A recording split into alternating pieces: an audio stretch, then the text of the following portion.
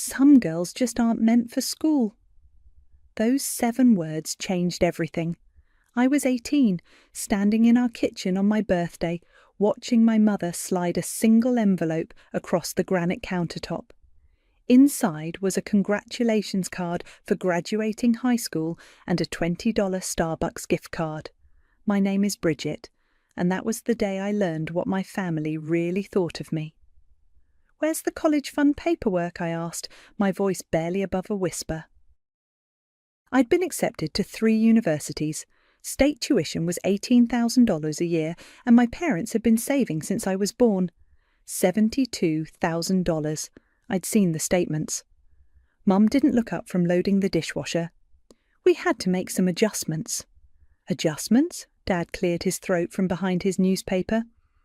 "Your brother needed capital for his medical practice startup. It was the smart investment." The room tilted.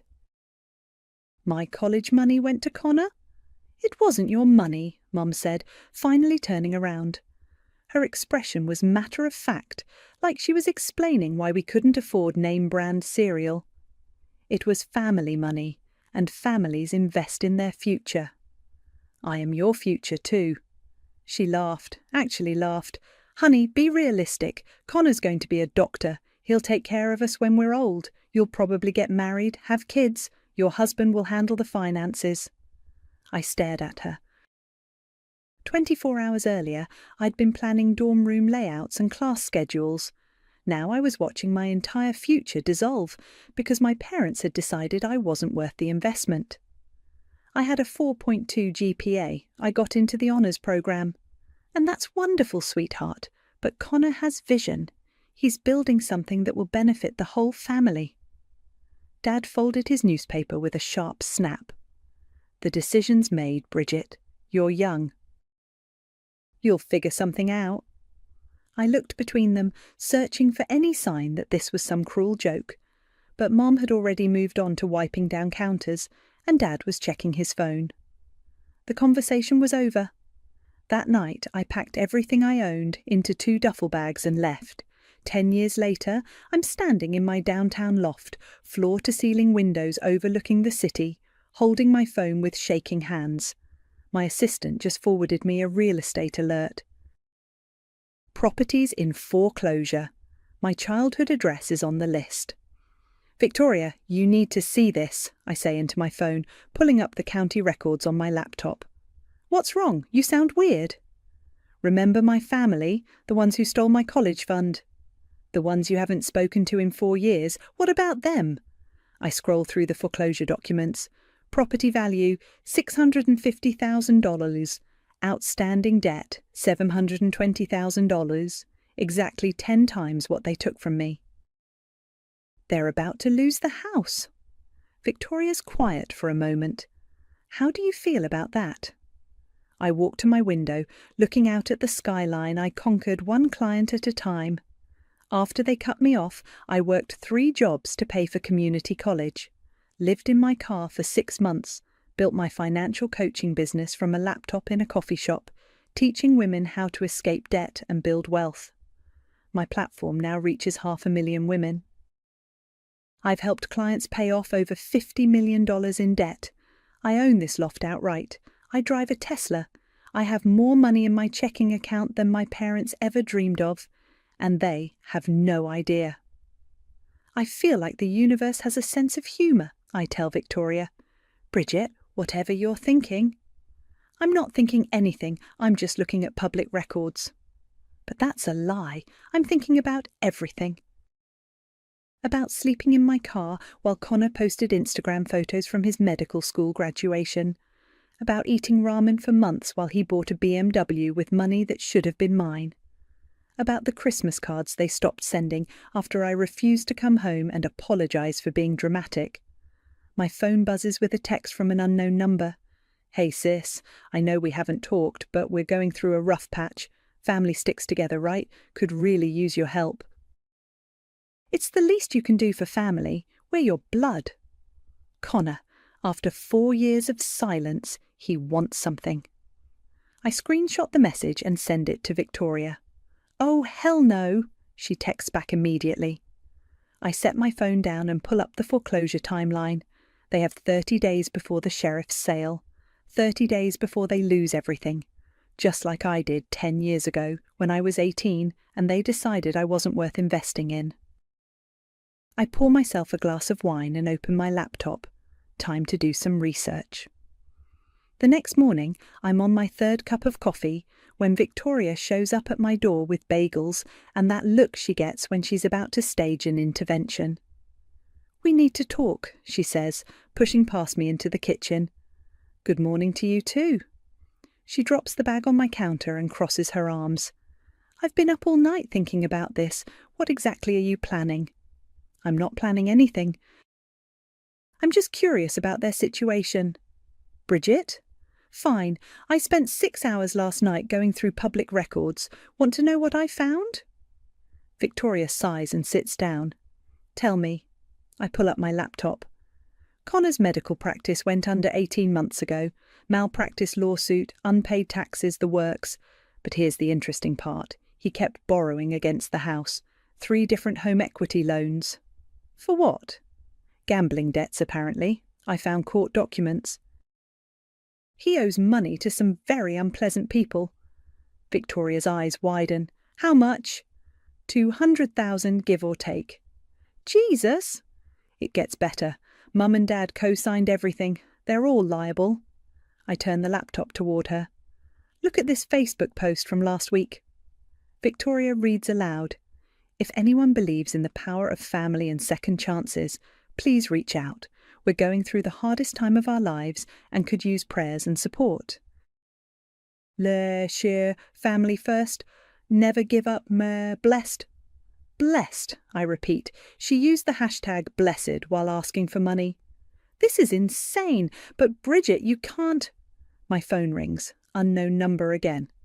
"Don't answer it," Victoria says. I answer it.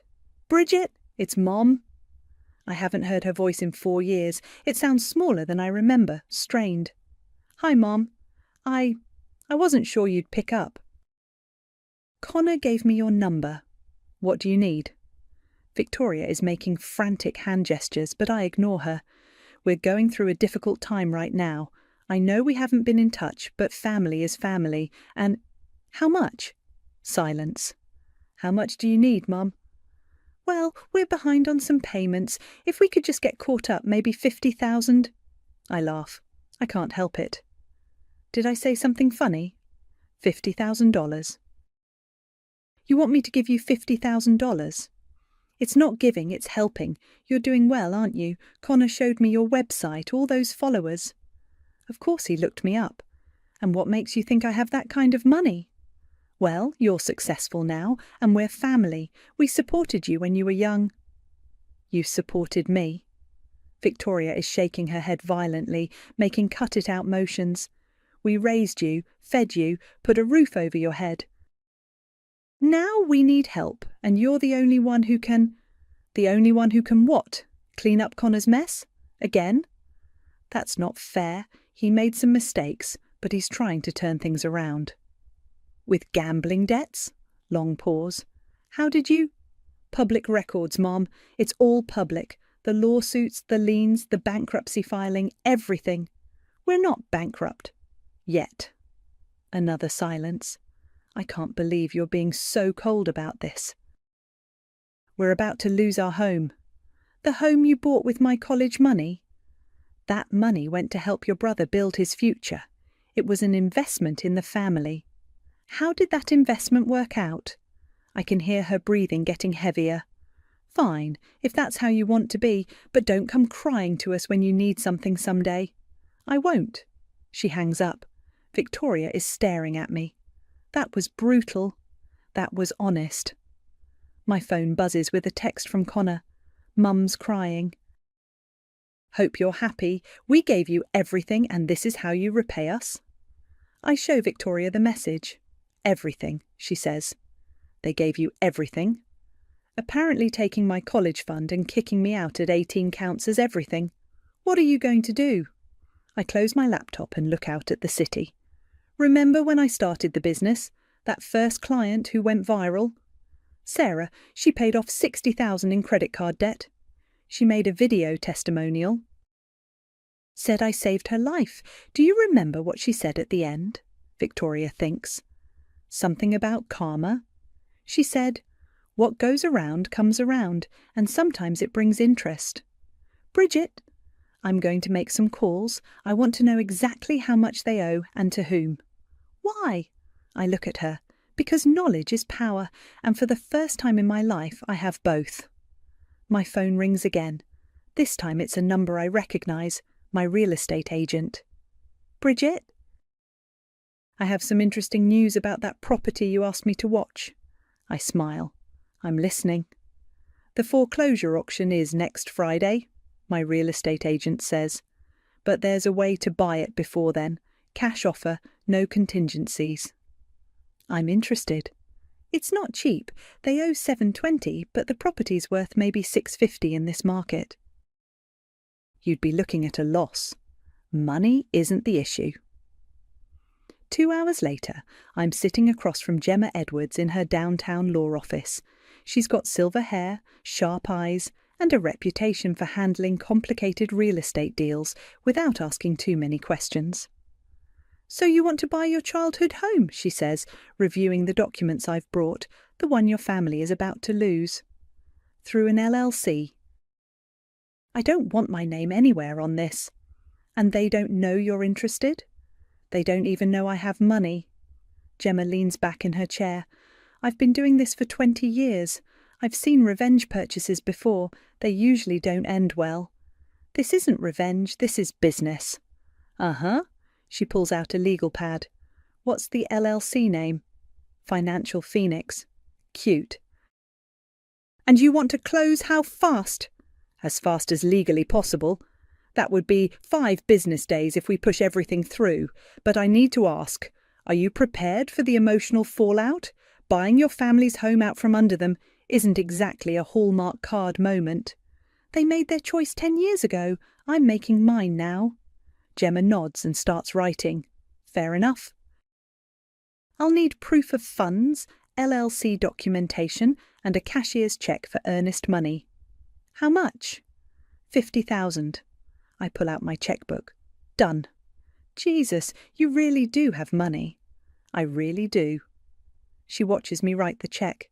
Can I ask what you do? I teach women how to get out of debt and build wealth. Turns out there's a market for that. I bet there is. She takes the cheque. OK, let's talk strategy. The bank wants this property gone. They'll accept a cash offer below market value just to avoid the auction hassle. I'm thinking we offer $680. Offer $720. That's exactly what they owe. You'd be paying their full debt. I know. That's leaving money on the table. It's making a point. Gemma shrugs. Your money. I'll draw up the offer. But Bridget, once we do this, there's no going back. You'll own their house. They'll have to leave. Good. Where will they go? Not my problem. She studies me for a moment. You know, most people in your situation would feel guilty about this. Most people in my situation would have had parents who didn't steal their college fund. Fair point. She starts typing on her computer. I'll have the paperwork ready by tomorrow morning. You sure about the timeline? I want them to have as little time as possible to figure out what's happening. Brutal. I like it. She prints out a document and slides it across the desk. Sign here to authorise the LLC purchase. I sign without hesitation. And here for the earnest money agreement. I sign again. Last chance to back out, Gemma says. I'm not backing out. She files the papers in a folder marked Financial Phoenix, Severance Hill Lane. OK, it's done. I'll submit the offer this afternoon. The bank will probably accept by tomorrow. And then? Then you'll own the house where you grew up, the one your parents are currently living in, the one they have no idea they're about to lose to their own daughter. Sounds perfect. Gemma walks me to the door. Can I give you some unsolicited advice? Sure. Make sure this is really what you want. Revenge feels good in the moment, but it has a way of eating at you later. This isn't about revenge. It's about consequences. What's the difference? Revenge is emotional. Consequences are logical. They made choices. Now they get to live with the results. And you're comfortable being the one delivering those results? I think about 18-year-old me crying in my car with everything I owned in 2 duffel bags. I think about working 3 jobs while Connor posted vacation photos.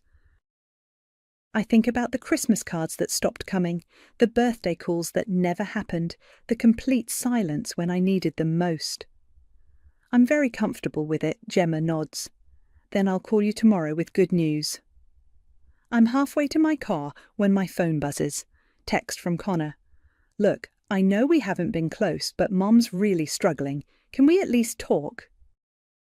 I'll buy you dinner. I screenshot it and send it to Victoria with a message. Too little, too late. She texts back immediately. When do you close on the house? Friday. Holy shit, you're really doing this. I'm really doing this. I get in my car and drive toward my old neighbourhood. I haven't been back in 10 years, but I need to see it. I need to see what I'm buying, what I'm taking back. The neighbourhood looks smaller than I remember. I park 3 houses down from 847 Severance Hill Lane and turn off my engine. It's 7 p.m, still light enough to see everything clearly. The house needs work. The paint is peeling, the front lawn is more brown than green, and there's a "For Sale by Owner" sign that's been crossed out with red spray paint. Someone wrote "Not for sale" underneath it in shaky handwriting. Mum's handwriting. I'm taking photos with my phone when the front door opens. Dad walks out with a watering can and starts spraying the dead grass. He looks older, greyer. His shoulders are hunched like he's carrying something heavy. My phone rings. Victoria. Where are you? She asks. Sitting outside the house. You're what? Bridget, that's stalking. It's a public street. I'm allowed to be here. This is a bad idea. Dad gives up on the grass and sits down on the front steps. He pulls out his phone and makes a call. I can see Dad, I whisper. Get out of there. He's on the phone. He looks defeated. Through the front window, I can see Mom pacing back and forth in the living room. She's gesturing wildly, probably yelling at someone. The same way she used to yell at me when I asked for help with homework while she was watching her shows. Bridget, seriously, leave. Wait, Connor's car just pulled up. A black BMW parks in the driveway. Connor gets out wearing scrubs, like he's coming from work. But I know he doesn't have work. His practice closed 18 months ago. He's still pretending to be a doctor, I tell Victoria. How can you tell?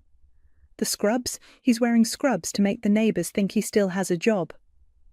Connor walks over to Dad and they start talking. Dad shakes his head repeatedly. Connor throws his hands up and storms into the house.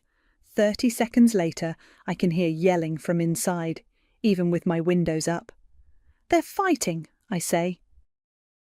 About what? Probably about how they're going to lose the house in 3 days. The front door slams open. Mum comes out, pointing her finger at Connor. You did this, she shouts. This is all your fault. Keep your voice down, Connor hisses. The neighbours can hear you. I don't care. Let them hear. Let them know what you've done to this family. Dad stands up. Both of you inside now. No! Mom spins around to face him. I'm tired of pretending everything's fine. We're going to be homeless because of him. She points at Connor again. It's not my fault the business failed, Connor says. The economy. The economy didn't make you gamble away our house. I was trying to make money to pay back the loans. By betting on football games? Dad puts his hands up. Enough. Both of you inside. They all disappear into the house, but I can still hear muffled shouting. My phone buzzes with a text from an unknown number. This is Dad. Connor gave me your number. Can you call me? It's important. I show Victoria the message. Don't answer, she says. I'm not going to. But then my phone rings. Dad's number. Don't pick up, Victoria warns. I pick up. Bridget? Thank God. Hi, Dad. We need to talk. Can you come over? I look at the house. All the lights are on now. I'm not really in a position to travel right now. Then can I come to you, please? It's about the house. What about it? We're going to lose it. The bank, they want everything by Friday or we're out. That's rough. Bridget, I know we haven't been the best parents. I know we made mistakes with the college money, but we're desperate. How desperate? We'll lose everything.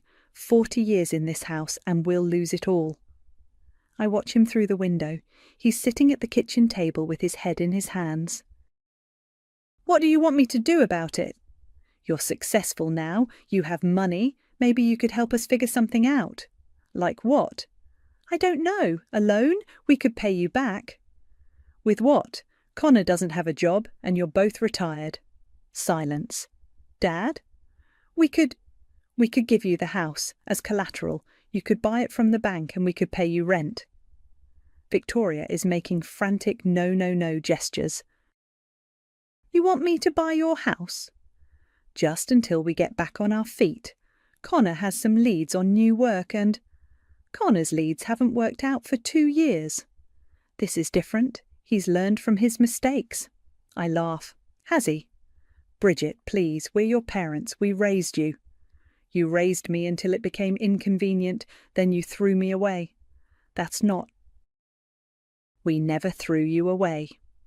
You took my college fund and told me I wasn't worth investing in. We were trying to help the whole family. You were helping Connor. There's a difference. The line goes quiet except for his breathing. So you won't help us? I look at the house one more time. Tomorrow Gemma will call with confirmation that my offer was accepted. Friday, I'll own it. I'll think about it, I lie. Thank you, that's all I ask. I hang up and start my car. Where are you going? Victoria asks. Home. I have paperwork to review.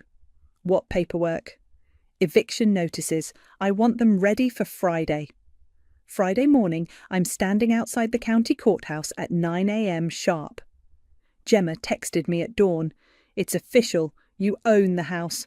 Congratulations, I think. The foreclosure hearing is in conference room B. I can hear voices through the door, my family arguing with someone about payment plans and extensions. This is your last chance to walk away, Victoria whispers. She insisted on coming for moral support, though she's been trying to talk me out of this all week. I'm not walking away. I push open the door. The room goes silent. Mum is sitting at a long table across from a bank representative, tears streaming down her face. Dad is standing behind her with his hand on her shoulder. Connor is pacing by the window, still wearing those ridiculous scrubs. They all turn to look at me. Bridget, Mum's voice cracks. What are you doing here? I'm here about the house. The bank representative, a tired-looking woman in her 50s, checks her paperwork. Are you family? I'm their daughter. Are you here to help with the payment? In a way. I walk to the table and set down my briefcase, pull out a folder marked Financial Phoenix LLC. I'm here to inform you that the property has been purchased. Mom blinks. Purchased? By who? By me. The room explodes. What? Connor stops pacing. What do you mean by you? I mean, I bought the house yesterday. Cash offer, $720,000. Dad drops into a chair. That's impossible. It's very possible. I have the deed right here. I slide the paperwork across to the bank representative. Everything's been transferred to Financial Phoenix LLC. The bankwoman reviews the documents. This all looks correct. The debt has been satisfied in full. Bridget, what is this? Mum's voice is shrill. What are you doing? I'm doing what you taught me to do. I'm making smart investments. This is our home. Was your home. Now it's my property. Connor slams his hand on the table. You can't do this. I already did it. But we're family. Family. I look at each of them. You keep using that word. I don't think it means what you think it means. Dad finally speaks. Bridget, please. We can work something out. You can be our landlord. We'll pay rent. With what money? We'll figure it out. Like you figured out how to pay the mortgage? Like Connor figured out how to run a medical practice. That's not fair, Connor says. Fair? I laugh. You want to talk about fair? Let's talk about fair. I pull out another folder. Connor, you owe $200,000 in gambling debts. You've been lying to your parents about having a job for 18 months. You forged Dad's signature on the second mortgage. His face goes white. How did you? Public records, court filings. It's all there if you know where to look.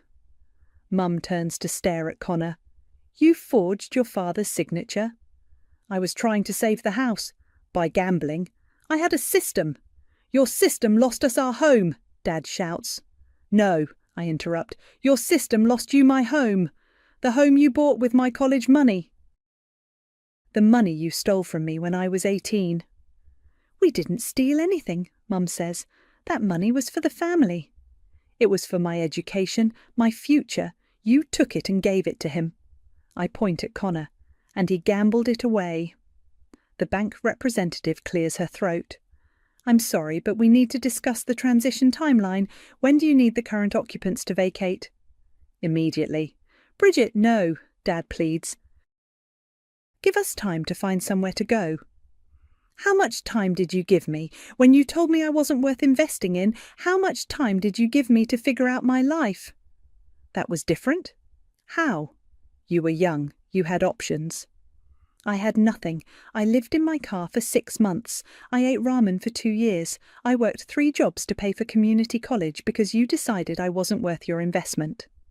Mum is crying harder now. We're sorry. We made mistakes. You made choices. This is me making mine. There's a knock on the door. A sheriff's deputy enters.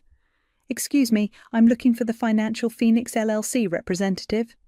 That's me, I say. I have the eviction notices you requested. He hands me 3 envelopes. I set them on the table. What are those? Dad asks.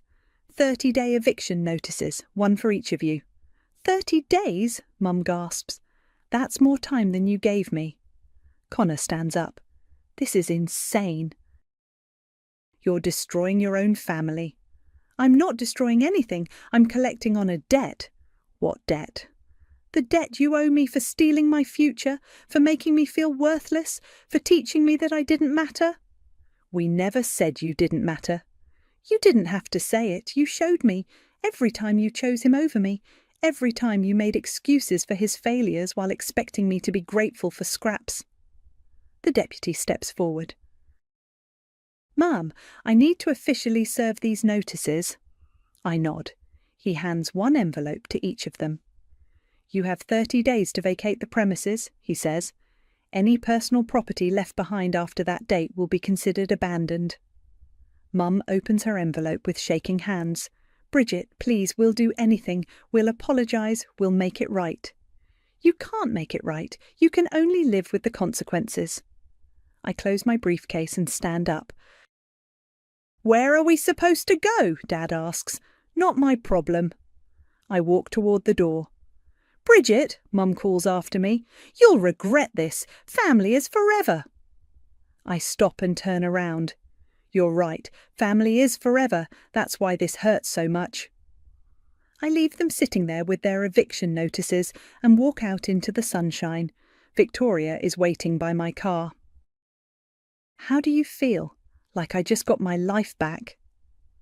2 weeks later, I'm in my office when Victoria bursts through the door without knocking. Have you seen the news? What news? She throws a newspaper on my desk. The headline reads, Local doctor arrested for insurance fraud. There's Connor's mugshot right on the front page. When did this happen? This morning, but Bridget, there's more. Victoria sits down across from me. I got a call from my friend at Channel 7. They want to interview you. About what? About your family. Someone leaked the story about you buying their house. They're calling it the revenge eviction. My phone starts ringing. Unknown number. Don't answer it, Victoria says. I answer it anyway. Is this Bridget? Who's asking? This is Jennifer from Channel 7 News. We'd like to interview you about your recent property purchase. No comment. We understand you bought your family's home out from under them. Our viewers would love to hear your side of the story. There is no story. Come on, Bridget. Daughter buys childhood home, evicts parents. That's definitely a story. I hang up. They're going to run it anyway, Victoria says. Let them. My phone buzzes with a text from Mum. The reporters are at our door. How could you do this to us? We're humiliated. Then another from Dad. Please call off the media. Your mother is having panic attacks. Then Connor. You destroyed my life. I hope you're happy. I show the messages to Victoria. He destroyed his own life, she says. Insurance fraud, really? What exactly did he do? Victoria pulls up an article on her phone. Billing for procedures he never performed, fake patient records. The FBI has been investigating him for months. Months? Since before you bought the house. Bridget, this has nothing to do with you. He was already going down. My phone rings again. This time it's a number I recognise. Amelia? Bridget! Oh my God, I just saw the news. Is it true? Did you really buy your parents' house? Amelia was my college roommate back when I finally made it to school at 25. She's the one who convinced me to start the financial coaching business. It's true. That's incredible, but also kind of terrifying. Why terrifying? Because I might have done something. My stomach drops. What did you do? Remember how I told you I dated a doctor a few years ago? The one who turned out to be a total narcissist. Yeah? It was Connor, your brother Connor. I sit up straight. What? I didn't realise it was your brother until I saw his picture in the paper. But Bridget, he was awful to me. He ghosted me after 3 months, but not before he borrowed $5,000 for some business emergency. He never paid you back? Never. But here's the thing. When I found out he was your brother, I got angry. Really angry. So I called the FBI tip line. You what? I reported him for insurance fraud. I had evidence. Screenshots of texts where he bragged about billing for fake procedures. Photos of forged documents he showed me to impress me. Victoria is staring at me with her mouth open. Amelia, when did you call the FBI? 3 months ago, right after I saw your family's foreclosure notice in the paper. I put 2 and 2 together and realised this was the same family that screwed you over. So, the FBI investigation? Started because of me, because I was pissed that your brother stole from both of us. I lean back in my chair. You brought down Connor. I brought down a criminal who happened to be your brother. There's a difference. Victoria grabs my arm. This is perfect. Don't you see? You didn't destroy his life.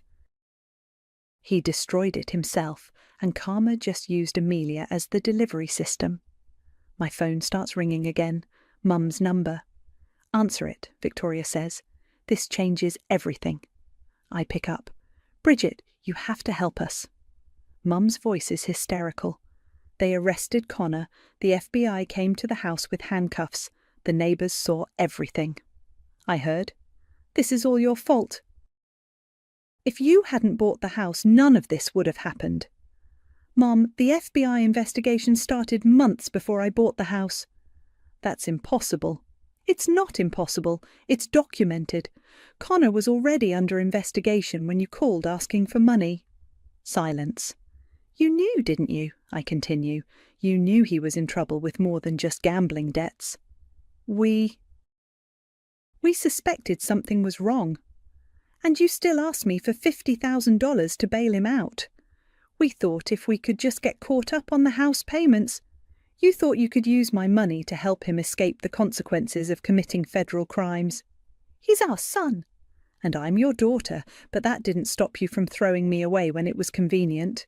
Bridget, please, he's looking at prison time. Real prison. Good. How can you say that? Because he's a criminal, Mum. He stole money from patients, sick people who trusted him. He made mistakes. He committed felonies, multiple felonies, and you knew about it. Victoria is taking notes, probably for damage control if this goes public. What do you want from us? Mum asks, her voice breaking. I want you to leave my house. You have 2 weeks left. Where are we supposed to go? Figure it out. You're adults. We don't have any money. Then get jobs. We're too old to start over.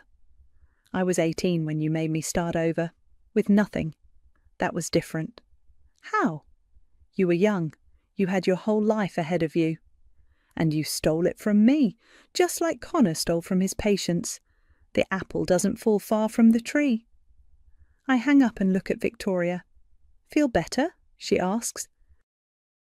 I feel like the universe has a sense of justice after all. The house is empty when I arrive on Saturday morning. I use my key to my house, and step inside for the first time in 10 years. It smells like disappointment and old carpet. Victoria is right behind me, carrying coffee and a box of tissues. You sure you want to do this alone? I need to. The living room looks smaller than I remember. The couch where I used to do homework is gone. The coffee table where Mum used to stack bills is bare, except for a thin layer of dust. They took everything they could carry and left the rest. They left fast, Victoria observes, probably scared the FBI would come back. I walk into the kitchen. The granite countertops are the same ones where Mum slid me that birthday card 10 years ago, where she told me I wasn't worth investing in. My phone buzzes. Text from Dad. We're staying at a motel on Route 9, room 237. If you want to talk, I show Victoria the message. Are you going to respond? No. I head upstairs to my old bedroom. The door is closed. I turn the handle and step inside. It's exactly the same. Same pale yellow walls, same twin bed, same desk by the window. They kept it like a shrine, like I might come back someday. This is creepy, Victoria says, looking around. It's like they froze it in time. I sit on the bed. The mattress squeaks the same way it did when I was 17, staying up late studying for AP exams, dreaming about college. There's something I need to find. I get down on my hands and knees and crawl under the bed. In the back corner behind the loose baseboard, my fingers find what I'm looking for. A shoebox. I pull it out and sit back on the bed. Victoria sits next to me. What is it? My escape plan. I open the box. Inside are dozens of college brochures, scholarship applications I never got to submit, acceptance letters I never got to act on, and at the bottom, a journal. I flip it open to a random page and read aloud. Day 127. Still saving every penny from my job at the diner. 3,140 Fentolin so far. If I can get to $5,000, I can afford the first semester at State, even without the college fund. Mum says I'm being unrealistic, but I know I can do this. Victoria looks at the date. You wrote this 3 months before they took your money. I flip to another page. Got my SAT scores back, 1420. That should be enough for the honours programme. Dad seemed proud when I told him, but Mum just said, don't get your hopes up. Why does she always do that? Bridget. I keep reading. Connor failed organic chemistry again.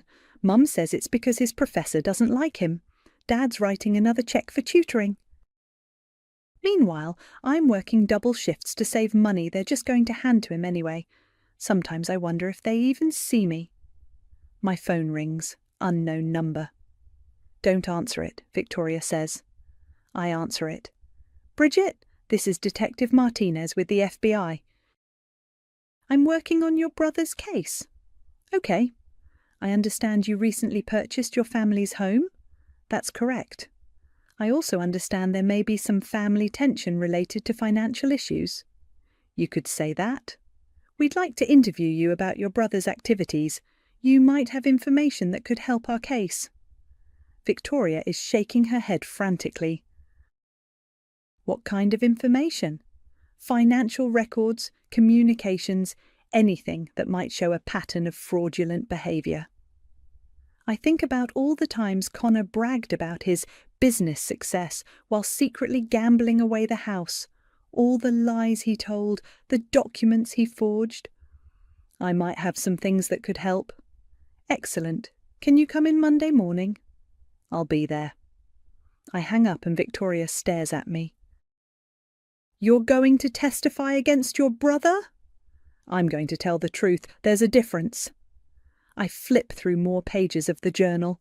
Every entry is the same. Me working, saving, planning, hoping, and my family slowly crushing those hopes without even realizing it.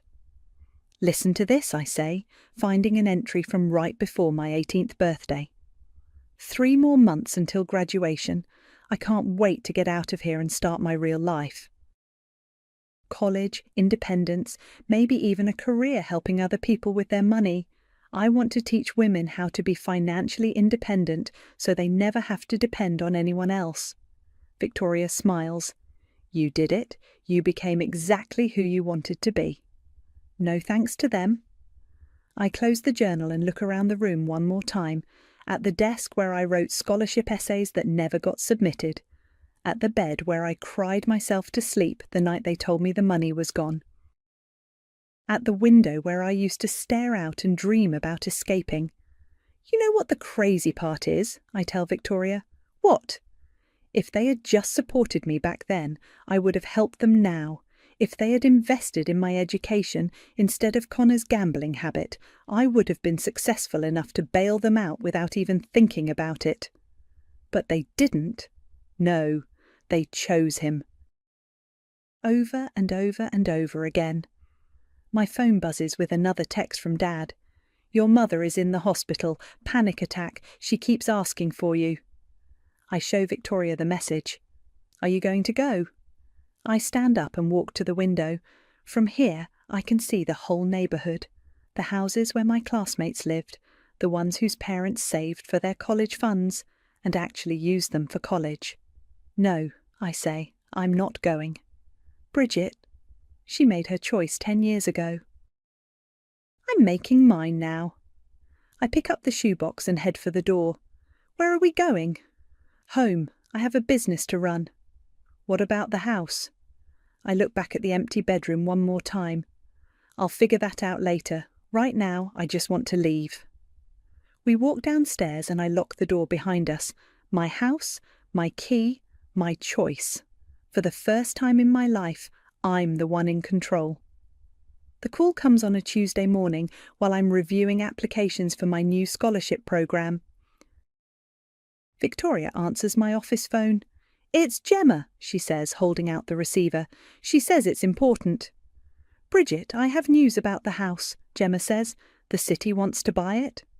For what? Community development. They're planning a financial literacy centre for at-risk youth. The offer is substantial, $850.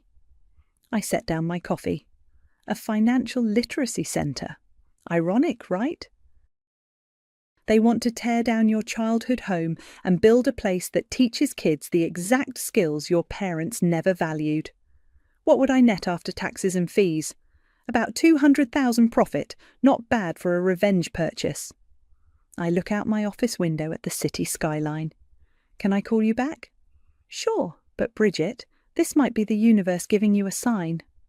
I hang up and Victoria raises an eyebrow. The city wants to buy the house, I tell her. For how much? Enough to fund something I've been thinking about. My phone buzzes with a text from an unknown number. This is Mum. Dad had a heart attack. He's in intensive care at General Hospital. Please come. I show Victoria the message. Are you going? I don't know. When's the last time you talked to them? 3 months ago, when the FBI interview happened. Victoria sits down across from me. What did you tell the FBI? Everything. About the forged signatures, the gambling, the lies. Connor got 18 months in federal prison. And your parents? Haven't spoken to me since. They blame me for him going to jail. My phone rings. Same unknown number. Bridget? It's Mum's voice, but she sounds different, smaller. How did you get this number? I called your office. Please, your father is asking for you. What happened? Stress. The doctor says it was stress. From everything that's happened. I lean back in my chair. Where are you living now? A studio apartment downtown. We're both working at a grocery store, bagging groceries and stocking shelves. How's that working out? It's humbling. Her voice cracks. We're 60 years old, Bridget. We never thought we'd be starting over like this. I started over at 18. I know, and I know we were wrong about everything. Victoria is watching me carefully. What do you want from me, Mom? I want to see you.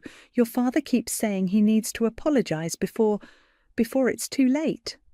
Apologise for what, specifically? For taking your college money, for choosing Connor over you, for making you feel like you didn't matter. I close my eyes. Go on. For not seeing how strong you were, how smart you were, for not believing in you when you needed us to believe in you. And for teaching you that family was conditional. That love had to be earned, that you weren't worth investing in. Victoria hands me a tissue. I didn't realise I was crying.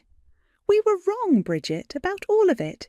You were always the investment. You were always the one who was going to make it. I did make it, no thanks to you. I know, and I'm proud of you. I should have said that years ago. I wipe my eyes. Is Dad really dying?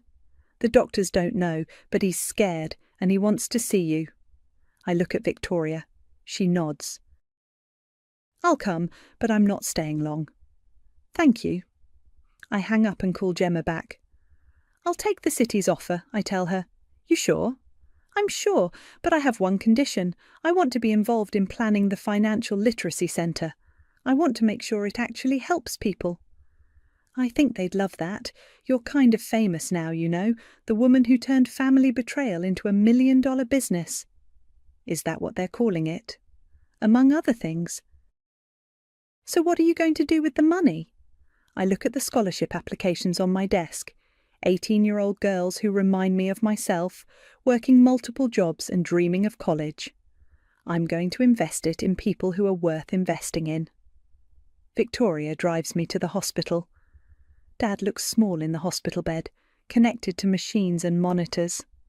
Mum is sitting beside him, holding his hand. She looks up when I walk in.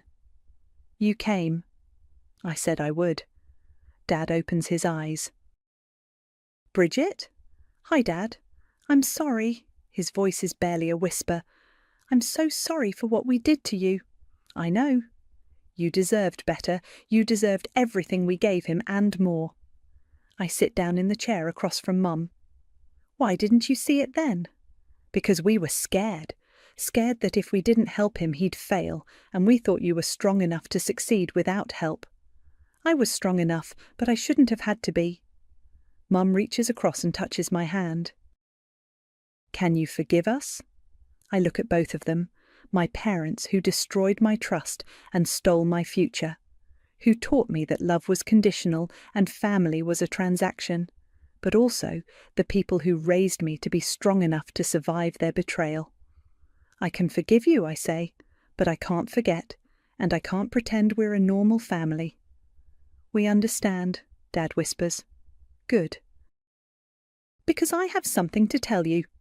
I pull out my phone and show them the news article about the Financial Literacy Centre. The house is being torn down.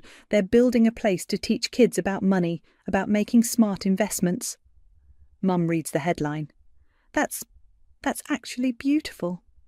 I'm using the money to start a scholarship fund for kids whose families don't believe in them. Dad smiles weakly. That's perfect. It's called the Phoenix Fund. For people who rise from the ashes. I stand up to leave. Bridget, Mum calls after me. Yeah? We're proud of you. We should have said that a long time ago. I nod and walk toward the door. Will we see you again? Dad asks. I turn back. Maybe. If you want to be part of my life, you'll have to earn it, the way I had to earn everything else. How do we do that? Figure it out. You're adults. I leave them there and walk out into the sunshine. Victoria is waiting by the car. How do you feel? Like I finally got the last word. And the house? The house is going to help other people the way it never helped me. I get in the car and we drive toward downtown, toward my office, my business, my life that I built from nothing. You know what the best part is? I tell Victoria. What? They finally understand what I was worth. It just took them 10 years and losing everything to figure it out. Better late than never. Better earned than given. We pull up to my building and I look up at the windows of my office, at the place where I teach women to value themselves, to build wealth, to never depend on anyone else for their security. Come on, I tell Victoria, we have scholarships to award. How many? 72. One for every $1,000 they stole from me. I walk into my building, into my future, into the life I created despite them. And for the first time since I was 18, I feel completely free.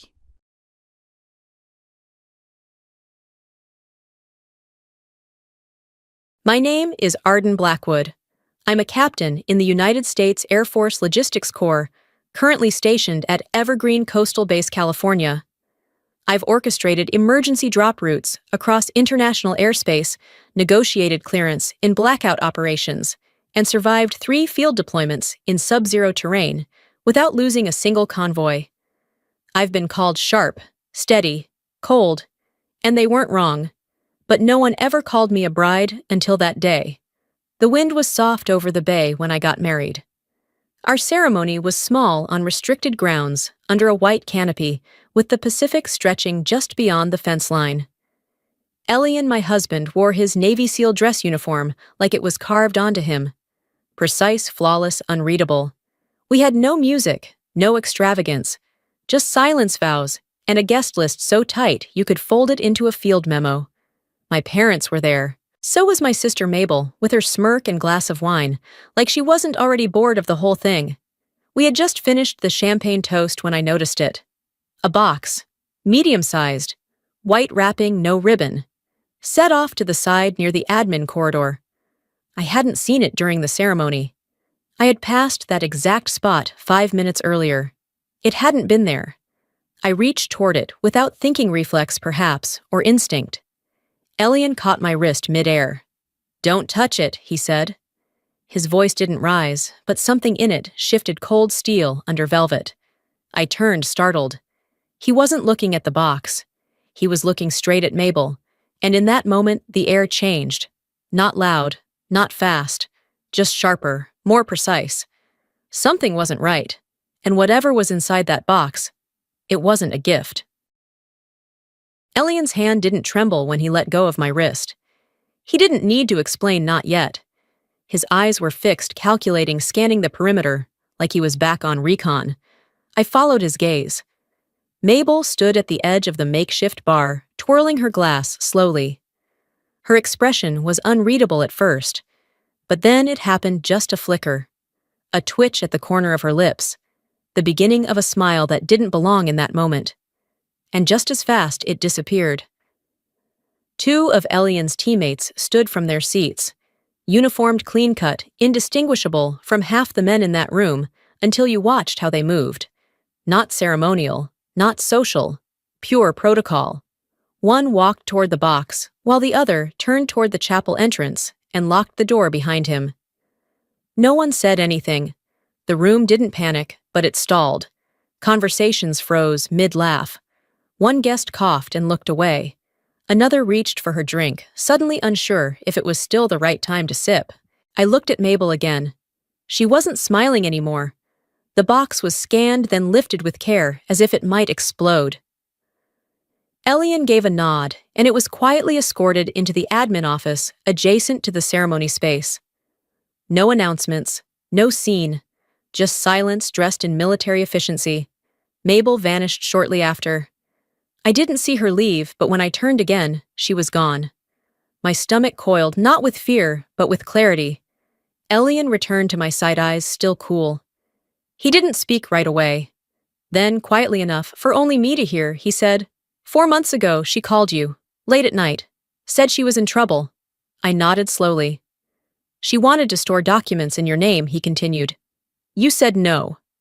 "She begged," I whispered. I still said no. "And that." He exhaled once through his nose. "Was her plan A?" My throat went dry. "And the box?" I asked. "Plan B," he said. "Send it here during your wedding, when you're surrounded, distracted, emotionally off guard." You wouldn't question a gift in a white box on your wedding day, would you? I didn't answer. I didn't have to. Because he was right. She knew exactly what day I'd be most likely to hesitate, and most likely to say nothing at all. But not this time. This time I would not be silent. Not as a sister, not as a soldier, and absolutely not as her alibi. We left the base an hour early. The reception had crumbled without drama, just a quiet, slow unraveling. Some guests murmured their goodbyes with forced smiles. Others slipped away without a word. No one asked about the box. They didn't need to. Not in a room full of uniforms that had seen too much. Elian drove with one hand on the wheel, the other tapping lightly on his thigh, rhythmic, deliberate. I kept replaying the moment in my head. The box. Mabel's glance. The way she vanished without finishing her wine. None of it was spontaneous. All of it had been measured. She's done this before, Elian said, finally still watching the road. I turned to him. What do you mean she didn't plan this overnight? He said. This isn't a panic move. It's a play she's been scripting for months. Years, maybe. The only difference is, today, she thought she could cash it in. I looked out the window. She always did know how to push just enough. Never loud, just soft pressure. So you question yourself instead of her. Eliane nodded. That's how they test you. With favors. With urgency. Just small enough to make you feel petty for saying no. And I had said no. To the storage request. To the financial help. To every text laced in guilt disguised as affection. But now, I was remembering other things. A tax form I emailed her 2 years ago. A lease agreement she said she needed to prove residency for a job. My military email signature showing up in forwarded messages I never sent. She's been borrowing pieces of me, I said slowly. And building something with them. Not borrowing, Elian said. Stockpiling. We drove the rest of the way in silence, the sun melting into the ocean behind us. When we reached home, I went straight to the filing cabinet in the corner of the study.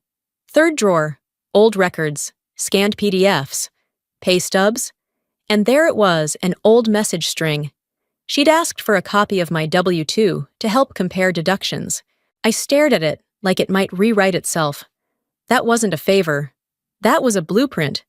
And I had given it to her with my own hands. I placed the printout beside the coffee pot, like laying a weapon on the table. Elian read it in silence. His jaw tightened, but he didn't speak until he had scanned every line. She's not sloppy, he said. She's deliberate. I nodded. She plays the long game. Starts small. One email, one document. One, can I just use this once? And by the time you realize it, your name's already attached to something you never agreed to. Elian placed the printout down. She's not acting alone. He didn't have to say it. We both knew who he meant. Will. My brother had always been the louder one. Charming, impulsive. The kind of manipulator who didn't hide behind emotion, he weaponized it. After his dishonorable discharge from the Army's Supply Corps, he'd bounced from state to state, always building something big, always asking for favors that never seemed to repay. Years ago, he called me needing help. His account was frozen. Just needed a temporary PayPal under my name. Nothing shady, he promised. Just until the audit clears. I hadn't said yes. Not clearly. But I hadn't said no fast enough either. A week later, he texted, all set sis. Just using your name so it looks clean. Clean. That word felt dirty now. Back then, I didn't report him. I told myself it would blow over, that it wasn't worth making a scene. But now, sitting here on the edge of a ruined wedding day, I saw what that silence had cost me. He didn't just use my name. He studied how I forgave. He learned the lag in my reaction time, the way I froze when someone cried and said they had no one else. He knew I wouldn't make noise in a room full of brass. He was right, until now. I grabbed my keys. Elian didn't ask where I was going. He just followed. At 0600 sharp, I walked into the NCIS field office. They were already waiting. The box was already opened. And what they found inside had my name on every page, but not my hand. Special Agent Keller slid a manila folder across the table toward me. He didn't smile. Men like him didn't need to. His presence was the kind that made you sit straighter without thinking. We scanned the contents, he said, voice low and clinical. I think you'll want to see this. I opened the folder and stopped breathing. On top were 3 invoices, each printed with my full name, my ID number, and a near-perfect digital signature. Below them was a contract stamped just 2 weeks ago between a logistics shell company called A. Blackwood Holdings and a Miami-based exporter. And then the final piece, a wire transfer. $10,000 routed from a corporate checking account under my name, tied to a shipment labeled ceramic imports. The same description used on the box from my wedding. This isn't forgery, Agent Keller said.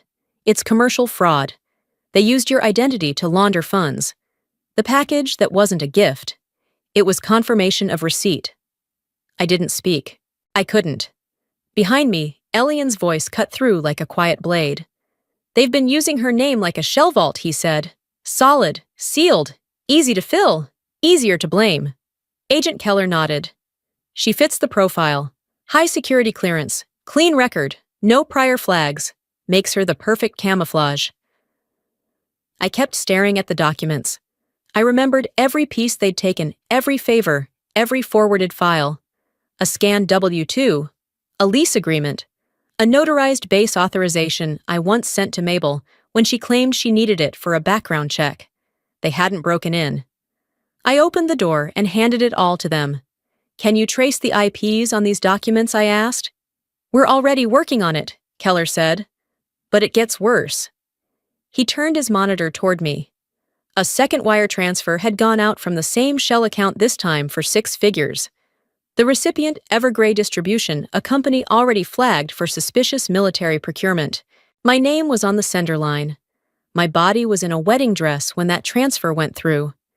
And now my life was suspended between 2 words: identity fraud. But I wasn't here to defend who I was. I was here to prove who I wasn't.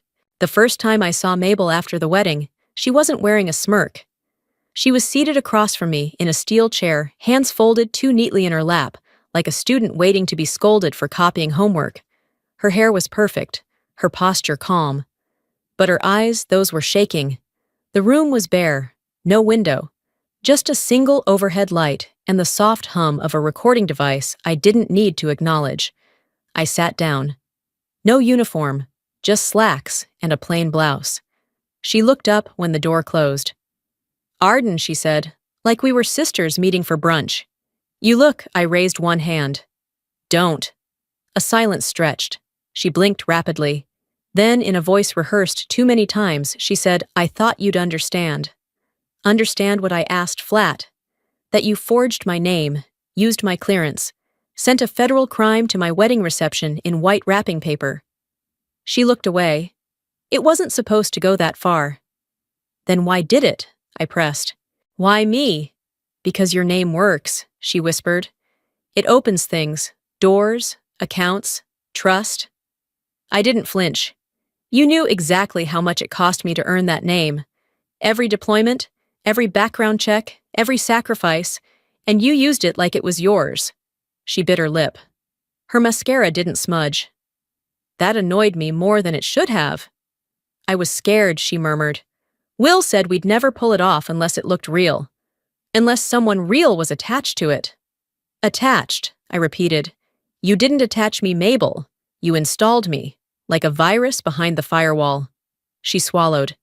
Can you fix it? There it was. The question I knew was coming. The request coded in fear and shame, disguised as family. I leaned back, let the silence answer first. Then I said, if I lie for you now, I become you. And I won't let you rewrite me into this. Her voice cracked. Please. I didn't mean to ruin your wedding. You didn't, I said softly. You just revealed who you've always been. And I walked out. Because this time, I wasn't the strong sister who stayed. I was the one who stood. A week later, I met my parents at a quiet diner just outside Marlow Ridge, the kind of place where the booths are torn at the corners and the syrup smells burnt into the walls. I had called them myself, said I wanted to talk in person. My mother arrived first. My father followed a few minutes later, stiff-backed jaw, already tense. No hugs, no warmth. Just that look, the one that measured whether I was angry or disappointing. I didn't waste time. I slid the folder across the table. Inside shipment, manifests forged accounts Mabel's face on warehouse CCTV. My mother didn't open it. My father gave it a glance, then folded his hands, like this was a disciplinary board. "We're not sure what you want us to say," my mother murmured. I kept my voice steady. "I want to know when you found out."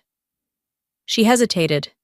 That second of silence was louder than any denial. Then she said, "They told us you knew.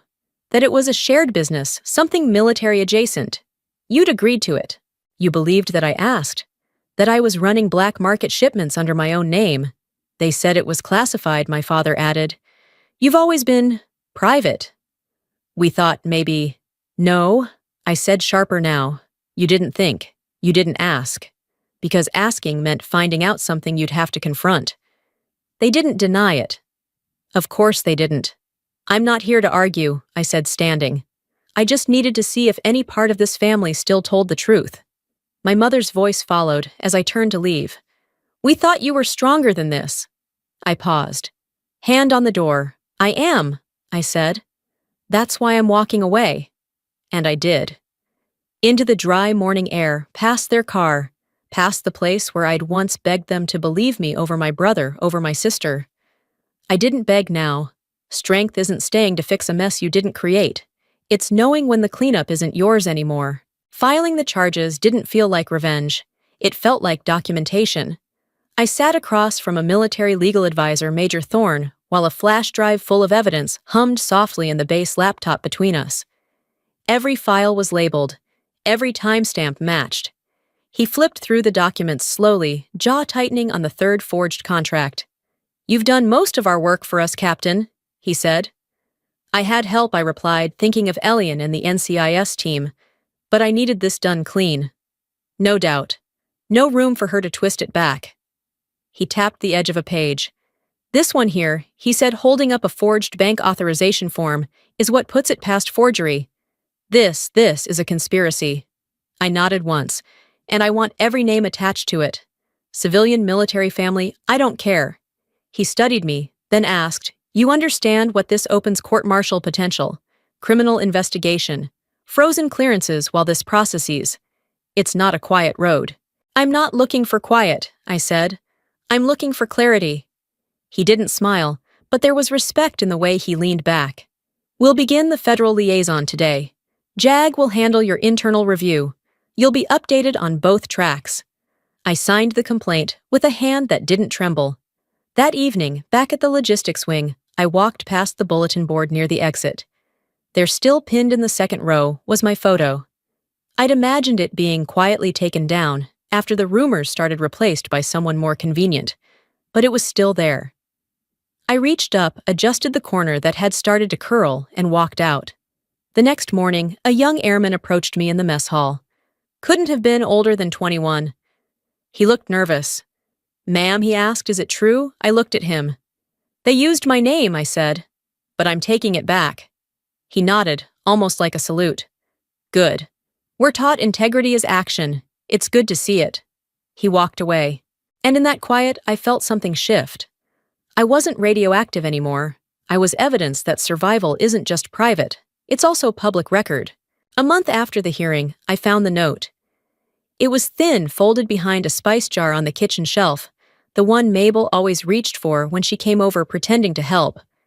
Cream stationery, 5 words in her looping cursive. "T.A. With love, no signature, no apology." Just that same softness she used to hide everything sharp. I didn't read the inside. I didn't need to. I walked to the oven, slid the note onto the broiler tray, lit the flame. It didn't scream or curl dramatically. It simply folded into ash, quiet and final. When Elian stepped through the door, he smelled the burn before he asked, "You okay?" "Not okay," I said, wiping my hands on a cloth. "Just clear." He nodded as if that was better than okay. Because it was. Clarity doesn't erase betrayal. It doesn't rewind the wedding scrub, the records, or repair the space between bloodlines. It just lets you stop flinching at your own name. I didn't win with a speech. I didn't need to. The record stood. The charges held. The system listened, not because I shouted, but because I documented. They built a story using my silence. I ended it by refusing to unwrap their lies. I chose boundaries over blood, integrity over inheritance, and peace, not revenge. Because sometimes the strongest thing you can do isn't fight. It's refuse to be bait. They gave me a box meant to bury me. I didn't touch it. And that changed everything.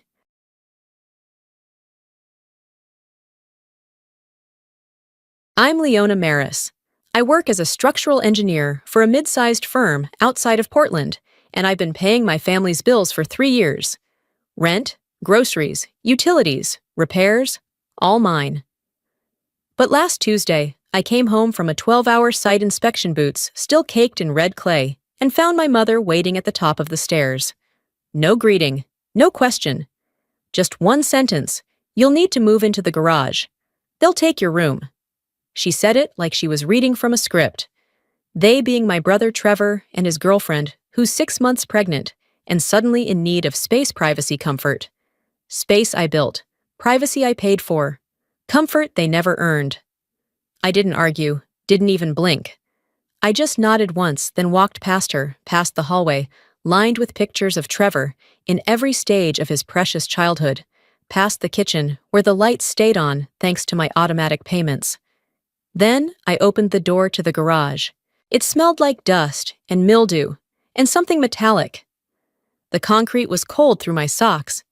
There was an old cot in the corner, the kind you'd find in basements after floods. And above it, a cracked window with no screen letting in the night air like a warning. That was the moment something in me locked into place. Not anger, not even hurt. Just clarity. They didn't see me as a daughter anymore. They saw me as a resource. And that was about to change. My father's back injury happened the week I was finalizing my lease. I still remember the email sitting in my inbox lease, ready for signature move-in date approved utilities set to transfer. I had saved for almost 2 years. Every bonus, every overtime check, every missed happy hour went into that plan. Then the phone rang. I heard my dad cry for the first time in my life. Not just tear up full-on sobbing. He said they were behind on the mortgage, that the house might be foreclosed. Mom couldn't stop shaking. Trevor had disappeared again, probably couch surfing, through the same deadbeat friends he always swore he'd outgrown. So I did what I was raised to do, I stayed. I unpacked the boxes. I transferred my deposit into their mortgage account. I told myself it was temporary, just a few months. A stopgap. That was 3 years ago. Since then, I've paid for everything. Dad's disability checks cover about 2/3 of the mortgage on a good month. Mom hasn't worked since her last panic attack at the craft store in 21. Trevor, he's developed a PhD-level expertise in job hopping and blaming toxic employers. Meanwhile, I handled it all. Quietly, efficiently. Bills were paid, groceries stocked, plumbing fixed. Holidays happened because I bought the turkey, the lights, the gifts. The house ran because I ran it. And I never made a scene. I never asked for credit. That's the curse of being competent. People stop seeing the effort. They start assuming it just happens. The worst part, I was good at it. Too good. I made caring for adults look easy, like it didn't drain me. And in return, they gave my room to Trevor's girlfriend Jasmine, a girl I'd met once briefly at some barbecue where she drank rosé and called the siding on our house so rustic. Now she gets my mattress, my closet, my bathroom. She walked in and started measuring walls like she was planning her future. And I was expected to be grateful for the privilege of freezing on a garage cot. That night, I didn't cry. I didn't rage. I just opened Zillow and started browsing. I told myself I was just looking, just seeing what was out there. But every click felt like peeling back a layer I didn't realize was smothering me. 1-bedroom apartments, studio lofts, places with actual insulation, places where no one could reassign your living space while you were at work. I kept it quiet, moved just the essentials into the garage, my laptop, work clothes, toolbox, and a small cooler for food. Left the rest upstairs. Let Jasmine think she'd hit the jackpot. Let her arrange her little fairy tale in a room she didn't earn. I figured it wouldn't take long for her to realize what it costs to live in a house when you're not the one holding it up. The garage was every bit as miserable as you'd expect. Cold cement floor, one exposed outlet, a space heater that rattled like it was choking. The couch, if you could call it that, smelled like mildew and dog. No Wi-Fi signal, no hot air, and no privacy unless you count a thin tarp hung across a support beam. I didn't complain. That would have implied I thought someone was listening. Upstairs, they moved in like royalty. Trevor flopped on the couch, firing up my Netflix account. Jasmine squealed over the natural light in my room. She kept saying things like, "This'll be perfect for the baby's energy," as if my space was already forgotten. The closet she raved about, I built it. Spent 3 weekends reframing the wall, installing adjustable shelving, painting it bone white to match the flooring I laid down last spring. She opened the door and called it magazine-worthy. I sat in the garage that night, wrapped in 2 sweatshirts and a blanket I'd found in the attic, listening to their voices through the vents. Jasmine laughing, Trevor ordering takeout on my saved DoorDash account, and I realized something that shouldn't have shocked me but did. This wasn't temporary to them. They didn't see this as a favor. They saw it as a new normal. I was just the adjustment, the compromise, the background. And that meant it was time to start subtracting myself. Quietly, deliberately, like reversing a system they never knew how to operate. The first thing I stopped doing was fixing the coffee maker. Monday morning, Jasmine knocked on the garage door in her fuzzy slippers, my slippers, and asked if I could look at it. "It's acting weird," she said, "like the water tastes metallic or something." I looked at her, then at the coffee maker, then back at her, said nothing, just stepped past her on my way to work. 3 years ago, I would have taken it apart, cleaned the buildup, changed the filter, and left a note explaining how to descale it properly. Now she could drink rust or figure out instant. Tuesday, Mom brought up the dripping faucet in the kitchen. Said it louder the second time, like repetition would jog my sense of duty. I didn't even glance up from my phone. That faucet had dripped for weeks. Used to drive me insane. I'd already replaced the washer twice, not anymore. By Wednesday, I started keeping groceries in the cooler beside my cot. Just enough for me. I labeled my containers with a Sharpie, my name, my food. They could make their own grocery lists now. Trevor's car broke down Thursday morning. I found him staring at the open hood, hands on his hips, like a man waiting for divine intervention. "Any idea what that sound is?" he asked. "Expensive," I said, and walked back into the garage. He used to hand me a wrench and expect miracles.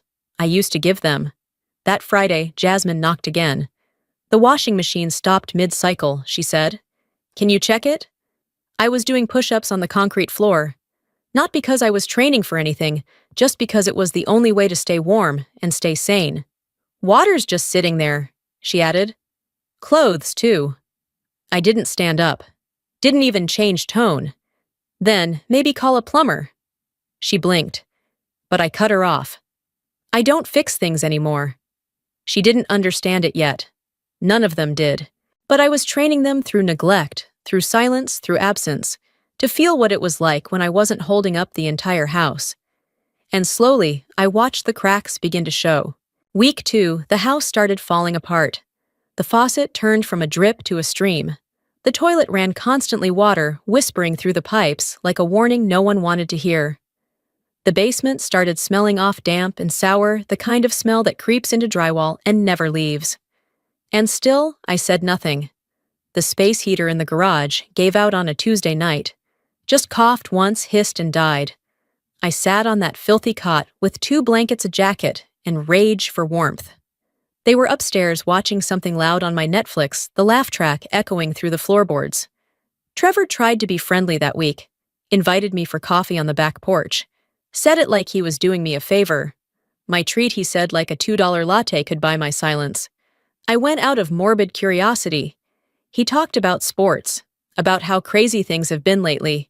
Tried to inch towards something resembling apology, but it never quite landed. "You've been acting different," he said. "I'm not different," I told him. "I'm just not your maintenance crew anymore." He gave me that lazy, confused smile, the one he used when teachers called on him, and he hadn't read the assignment. "Come on, we're family." "No," I said, "family is what people say when they want free labor." He laughed, but it didn't last long. That weekend, the water heater started making sounds, gurgling, clanking, then silence. Cold showers for everyone. Mom found me in the kitchen and asked if I could take a look. I poured my coffee, said nothing. "You're not going to even try?" she asked, half offended, half bewildered. "No," I replied. "I'm not the landlord, I'm a tenant." In the garage. Her face fell. She looked like she wanted to argue, but didn't know where to start. Because she knew I was right. She just didn't like how it sounded out loud. Later that night, Dad tried to talk. "Trevor needs support," he said. "He's going to be a father. And I've been a parent to 4 adults for 3 years," I told him. "It ends now." He didn't respond, just nodded, slowly. And I knew he was finally beginning to understand what they were about to lose. I don't know what pushed Trevor over the edge. Maybe it was the silence, maybe it was the cold. But on the 3rd Saturday, I caught him giving a tour of the garage. I had driven home early from the hardware store, picking up a replacement light bulb for my new apartment. I parked down the street out of habit and saw him in the driveway with a college kid, young, wide-eyed, clearly broke. Trevor was gesturing to the garage like it was a luxury rental, pointing out the outlet like it was a high-end feature. "This space has a lot of charm," he said, grinning. "It's perfect for a student. Rustic but cozy, utilities included." I didn't step in right away. I watched from the curb, heart pounding not from shock, but from fury, so still it felt surgical. The kid started pulling out his phone. Trevor nodded enthusiastically. I could see him counting rent money in his head, probably already spending it on a gaming console or some nonsense he'd claim was for the baby. That's when I walked up. "What's happening here?" I asked casual. The student blinked. I was told this was for rent."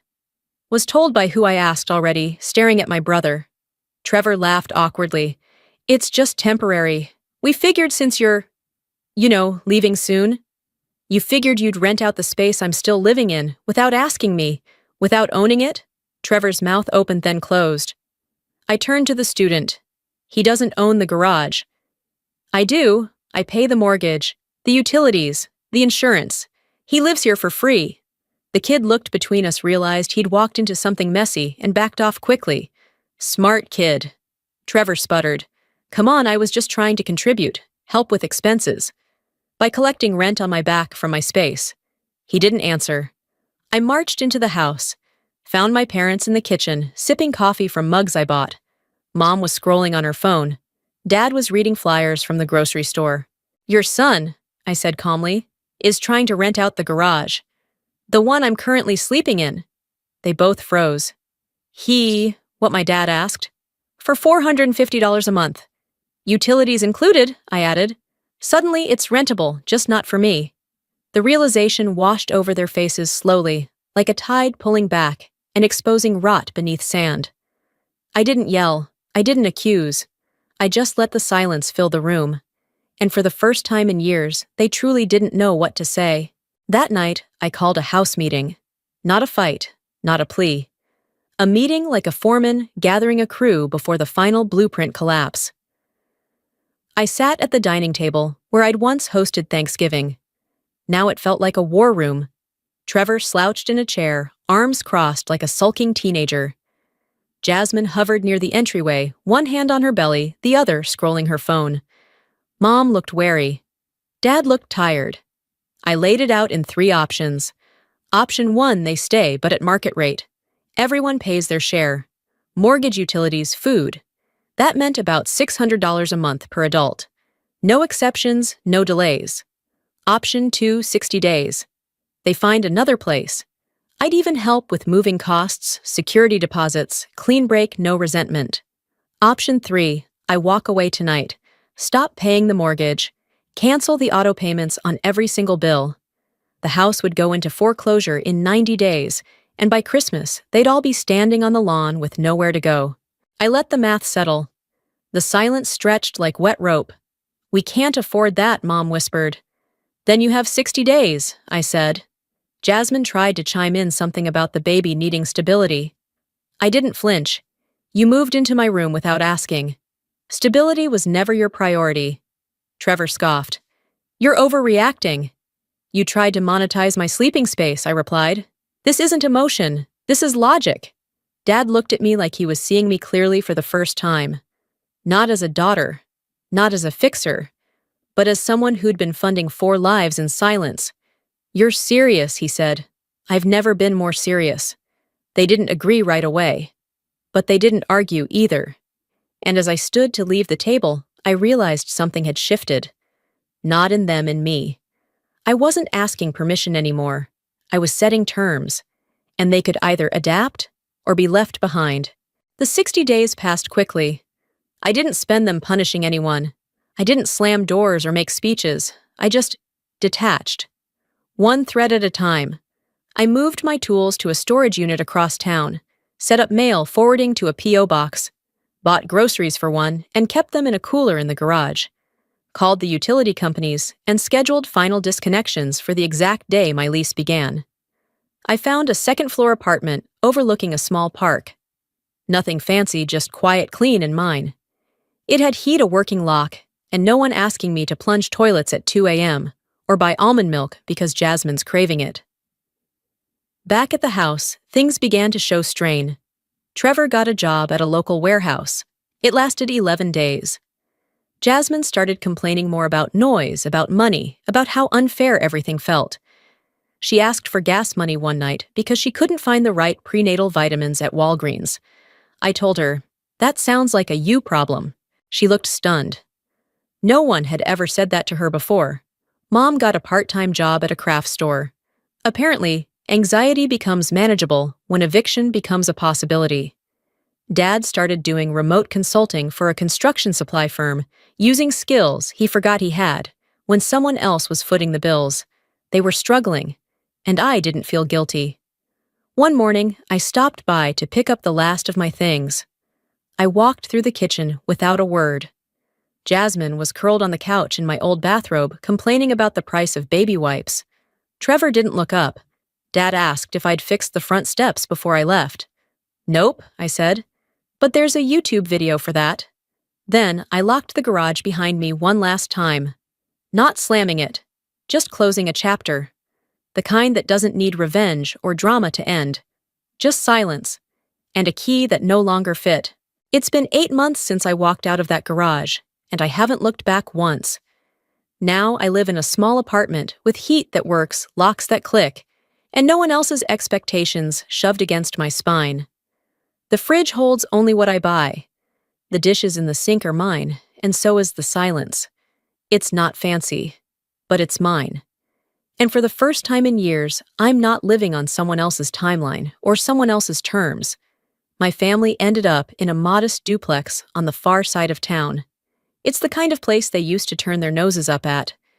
But now it's what they can afford, because now they actually have to afford it. Trevor's working nights at a warehouse. Jasmine's home with the baby who arrived healthy, noisy, and with no clue about the chaos he was born into. Mom clocks in part-time at a craft store, and Dad's picked up online consulting gigs when his back allows it. They're making it work. Barely. A few weeks ago, Trevor texted, "Hey, we're short $55 for rent. Can you cover it just this once?" I left it unread. Not out of cruelty, out of memory. Because I remember what it felt like to live in a freezing garage while they played family upstairs on furniture. I bought eating food I paid for in a room they gave away without hesitation. They didn't ask. They assumed. Because I made it look easy. Because I never said no. So now my silence is my answer. Mom calls sometimes, tells me the baby is crawling, that Trevor's learned to make eggs, that Dad fixed the front steps himself. Her voice always carries this tone, half pride, half disbelief, as if they're stunned by their own ability to function. But I'm not. They were always capable. They just never needed to be. And me, I didn't vanish. I didn't explode. I didn't write a dramatic goodbye letter. I just stopped being the unpaid backbone of a house that never thanked me for standing straight. I gave them the gift of their own consequences, and in return I gave myself something better, my life back.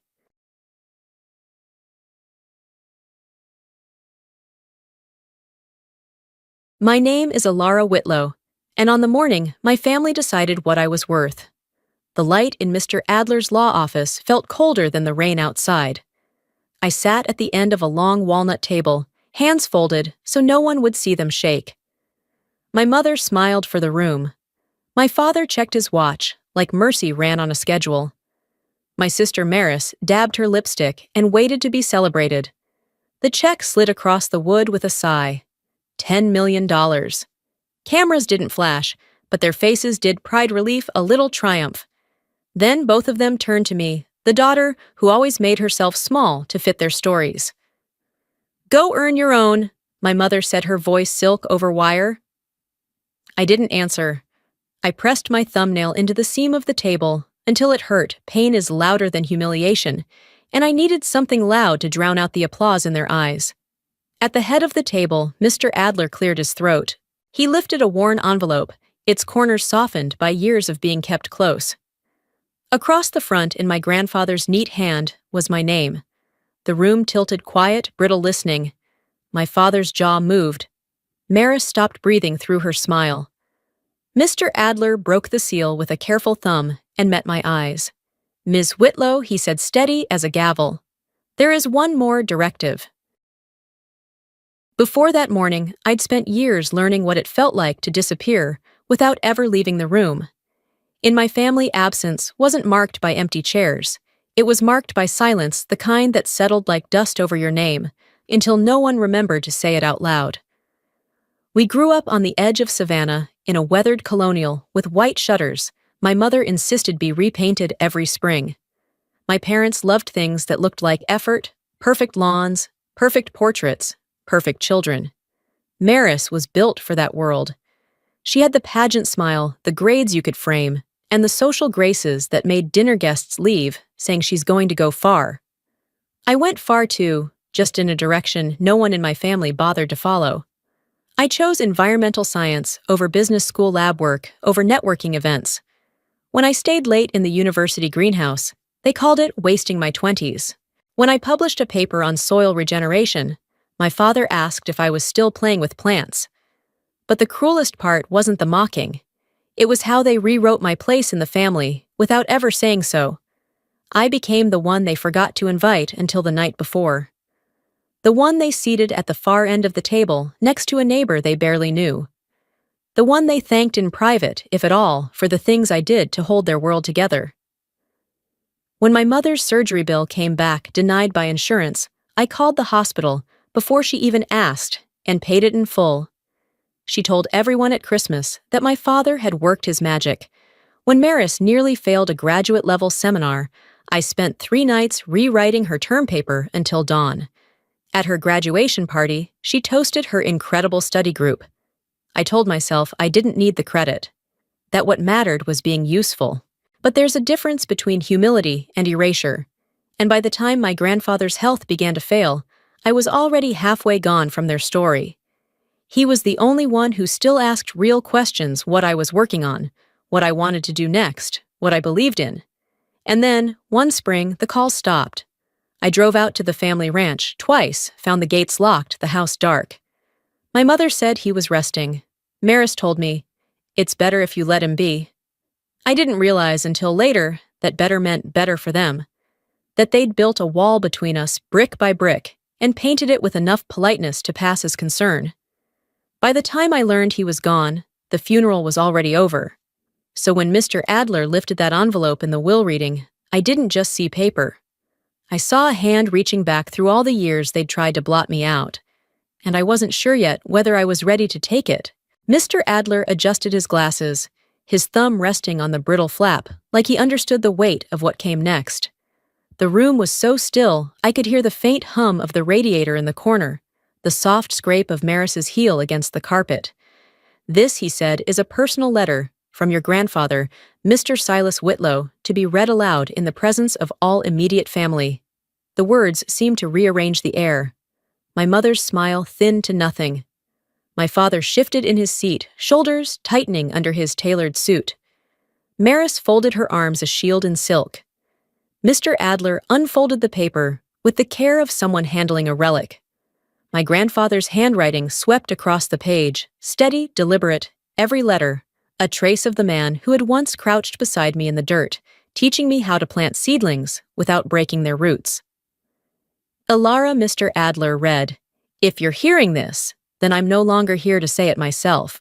But I need you to know you were never the afterthought. You were the one I counted on to ask why, when others were content with easy answers.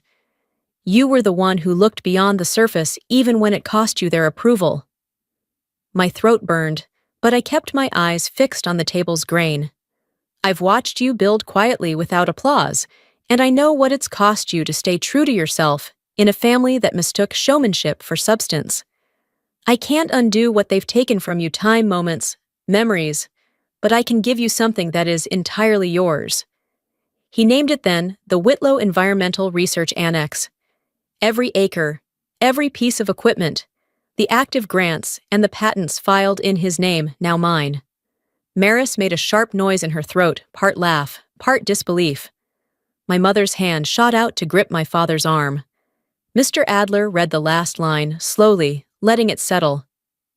"Use it to grow what matters, Ilara, and never again let them convince you that your worth needs their permission." When he folded the letter, the room didn't breathe. I could feel their eyes on me, measuring, recalculating, searching for the version of me they could still control. But something in that moment shifted.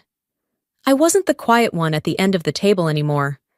I was the rightful heir to something they couldn't touch without my consent. The first sound to break the silence was Maris's chair scraping hard against the floor. She stood so quickly, her champagne glass tipped, spilling down the sleeve of her dress. "This is insane!" she snapped, her voice rising in sharp contrast to the hush that had gripped the room. "You told me," she turned to our parents, eyes wide with fury. "You said it was all going to me, every bit of it." My father didn't look at her. His gaze was fixed on the letter still lying in front of Mr. Adler, as though staring at it long enough might rewrite the words. My mother's lips pressed into a thin, bloodless line. "You misled me," Maris said, stabbing a manicured finger toward them. "I wasted years being the one who showed up, who smiled for every stupid holiday picture, who played the part. You played a role because it suited you." I said, my voice steady in a way I hadn't expected. Her head snapped toward me, eyes flashing. "And you disappear for years and waltz back in to take everything." "I didn't disappear," I said. "You made sure I couldn't be found." I let the words hang there, watching the realization ripple across her face. "You changed numbers, blocked calls, told Grandpa I didn't want to see him. You even gave me the wrong time for his funeral." "That's enough," my mother cut in sharply. "No," another voice said, firm and clear. "It was my grandmother, Lydia." She rose from her seat with surprising steadiness for someone in her late 70s. "It's not enough. I let myself believe the lies you told me about her, and I should have known better." My father shifted uncomfortably, looking like he'd rather be anywhere else. "You've taken enough from her," Lydia went on. "You won't take this too. I want you out of my house, now." The words landed like a slammed door. Maris's face drained of color. My parents hesitated, as if waiting for someone to call Lydia's bluff. But she didn't blink. Maris grabbed her clutch, storming toward the hall. My father followed with stiff, deliberate steps. My mother lingered half a beat longer, her eyes flicking to me, but whatever she thought to say died on her tongue. The front door closed with a soft, final click. 2 days later, I drove out to see the annex for the first time. The GPS led me down a narrow county road flanked by pecan trees and open pasture until a weathered sign appeared on the right: Whitlow Environmental Research Annex. From the outside, it looked more like a renovated barn than a laboratory. Broad wooden siding, painted a muted slate, a metal roof glinting under the Georgia sun. The double doors at the front were fitted with new steel handles, but the scent of cedar still clung to them. Inside, the air was cool and clean. Morning light poured through a wall of glass panes, spilling across long stainless steel workbenches, lined with neatly organized equipment microscopes, soil analyzers, racks of sample jars labeled in my grandfather's tidy block letters. In the center of the room stood a worn maple table, and on it, my childhood field journal. I froze. The spiral binding was bent, pages yellowed at the edges, but the tiny diagrams of wildflowers and soil pH readings were exactly as I'd left them when I thought it had been lost to a move years ago. He'd kept it. I sank into the chair beside it, letting my fingers rest on the cover. For the first time in longer than I could remember, I felt rooted. This wasn't just a building, it was a place where I could exist without having to defend my right to be there. Over the next week, I called two former classmates from grad school, Tara and Micah, both brilliant, both looking for work that mattered more than it paid. They arrived with second-hand laptops, field boots, and a willingness to improvise when equipment failed. We started small, a soil health assessment for a nearby farm cooperative, a trial plot testing drought-resistant seed. It wasn't glamorous, and the pay barely covered costs, but it was ours. At night, when the others left, I'd walk the rows of seedlings in the attached greenhouse. The hum of the grow lights and the soft rustle of leaves felt like conversation. I'd tell my grandfather silently about the day's progress, how the new compost blend was working, how a fourth grader from the local school stopped by and asked more questions than anyone in my family ever had. For the first time, I didn't feel like I was chasing something I'd never catch. I was exactly where I was meant to be. The first year at the annex passed in a rhythm of trial and error. We burned out one centrifuge, lost an entire tomato crop to a fungus we didn't see coming, and celebrated our first grant approval with takeout noodles eaten over stacks of soil reports. Word began to spread not about me, but about the work. A local paper ran a small piece on our composting trials. A regional farming co-op asked us to speak about crop rotation strategies. None of it made headlines in the world my parents valued, but here in this quiet corner of Georgia, it mattered. We launched the Seedlings of Science program with 12 middle school students from rural districts. They arrived shy and skeptical, their sneakers caked in red clay. I handed each of them a notebook leather-bound like mine and told them it was for recording the things they noticed that other people overlooked. The first time a student handed me a page filled with diagrams and soil moisture data, I thought of my grandfather's letter and had to excuse myself to the greenhouse for a moment. Meanwhile, the silence from my family held. No calls, no emails. At first, it stung proof that the annex hadn't changed their view of me.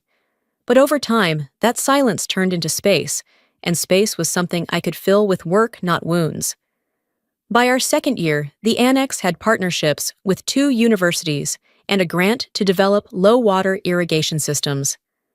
Tara's designs were picked up for field trials in 3 states. Micah's soil analysis protocol cut lab costs by a third. We weren't just surviving, we were building something sustainable.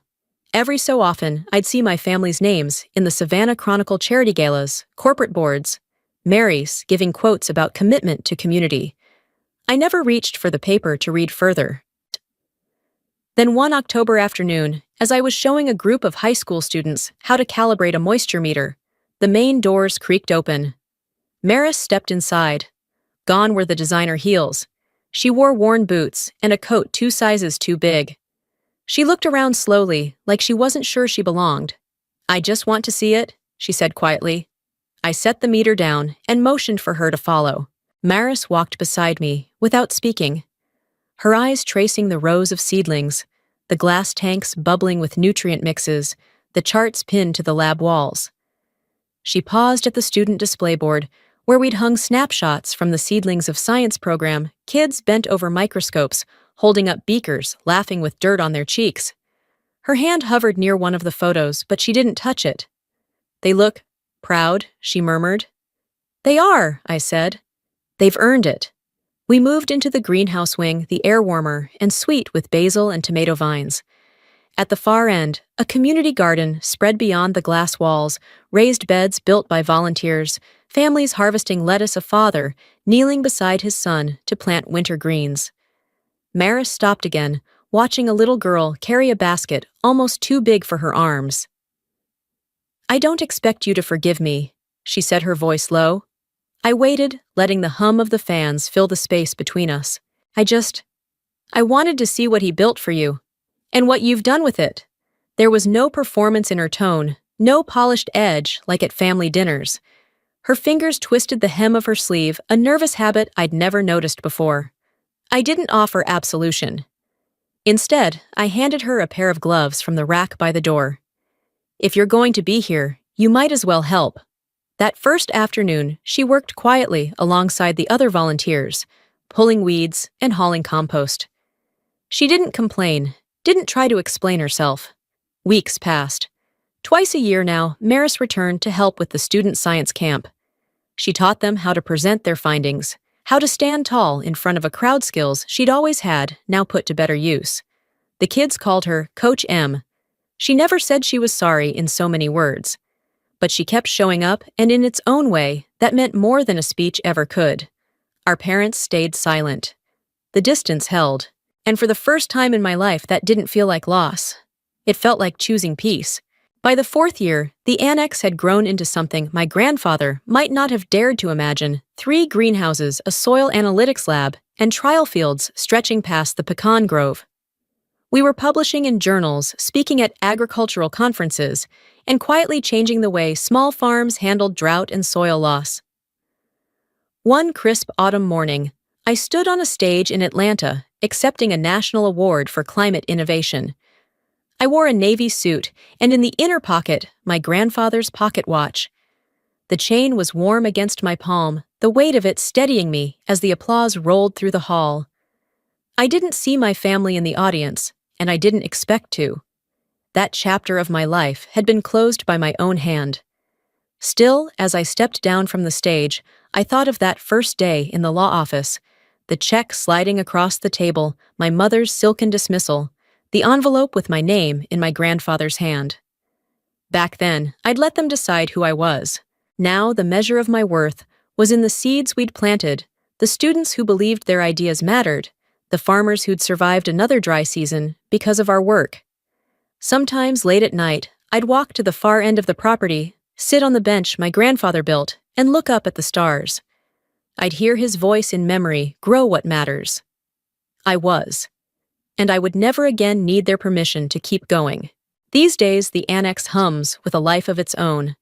Tara runs the greenhouse rotations like a conductor leading an orchestra. Micah has graduate students shadowing his soil tests. The Seedlings of Science program has doubled in size, with kids from counties I'd barely heard of arriving every summer, their notebooks filling with questions no one's ever told them not to ask. Maris still comes for camp season. She doesn't try to close the gap between us with grand gestures. She just works, coaches the kids, and leaves without fanfare. It's enough. Our parents remain distant, their silence as polished as the silverware on their charity banquet tables. I let it be. I've learned that legacy isn't the applause at a podium or the dollar amount on a check. It's the work that outlives you, the habits and hopes you plant in other people. My grandfather knew that. He saw it in me before I saw it in myself. On quiet evenings, I sit in my office with the pocket watch on the desk, its face catching the last of the sun. I think of that day in the law office, how one envelope cut through years of dismissal and rewrote everything they thought they knew about me. Sometimes justice doesn't roar. Sometimes it walks into a room, calls you by name, and hands you back the truth they tried to take. And once it's in your hands, you never let it go.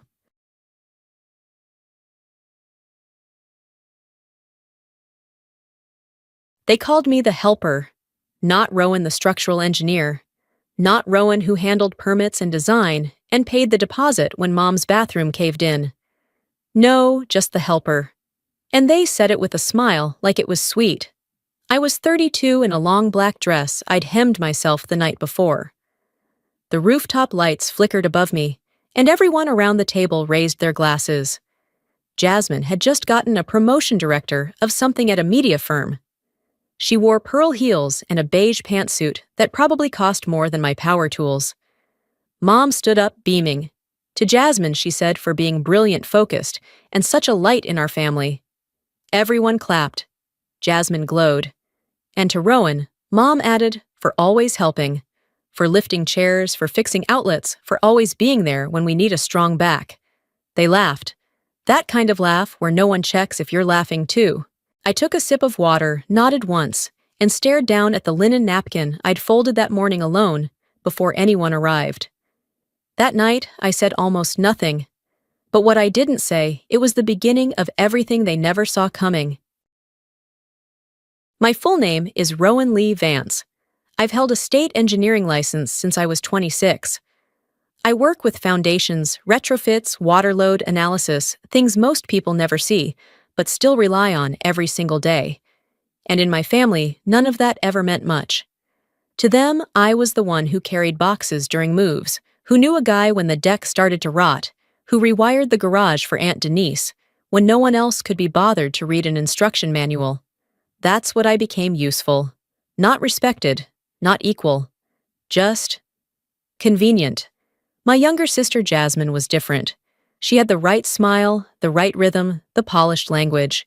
From high school debate to marketing pitch decks, she always knew how to say things in a way that made people nod. She went to NYU, took internships that sounded important, even when she just fetched coffee and got promoted every other year, because she could slide into rooms like she belonged there. Me, I didn't slide. I built the damn rooms. But somehow that never translated. When Dad died 5 years ago, the family orbit shifted. Jasmine became the sun. Mom started referring to her as the stable one, as if I were a loose wire sparking somewhere behind the drywall. The irony, of course, was that I was the one who fixed everything, quite literally. I was the one who sold my truck to cover hospice bills when the insurance stalled, the one who crawled under the floorboards that winter when the pipes froze. Jasmine visited twice, took a few selfies, left early. I never asked for recognition. I just assumed stupidly that it would come, that eventually someone would see that labor mental, emotional, physical was love too, that I didn't have to sparkle to matter. But at every dinner, every holiday, it was the same script. Jasmine with the job updates, Jasmine with the awards, Jasmine with the future. And me, you still working on houses? Hun Mom would ask like I was brushing dust off drywall for pocket change. If I started to explain a design challenge or talk about materials, her eyes would drift. Jasmine would check her phone. The conversation would move on like I'd never spoken. So I learned to stay quiet, smile politely, be useful. Until that rooftop dinner, when something in me finally split, not loud, not messy, just final. I didn't rage, I didn't argue, but I started planning silently the last thing I'd ever help them with. And this time, it would be for me. Jasmine's promotion wasn't even that impressive. Regional strategy director, or something equally vague. She made it sound like she was running the East Coast. Still, Mom wanted a party. Not just a dinner, a real event. Venue, catering, open bar, live jazz. It was going to be the kind of evening that makes a statement. I got the text in the middle of a site inspection.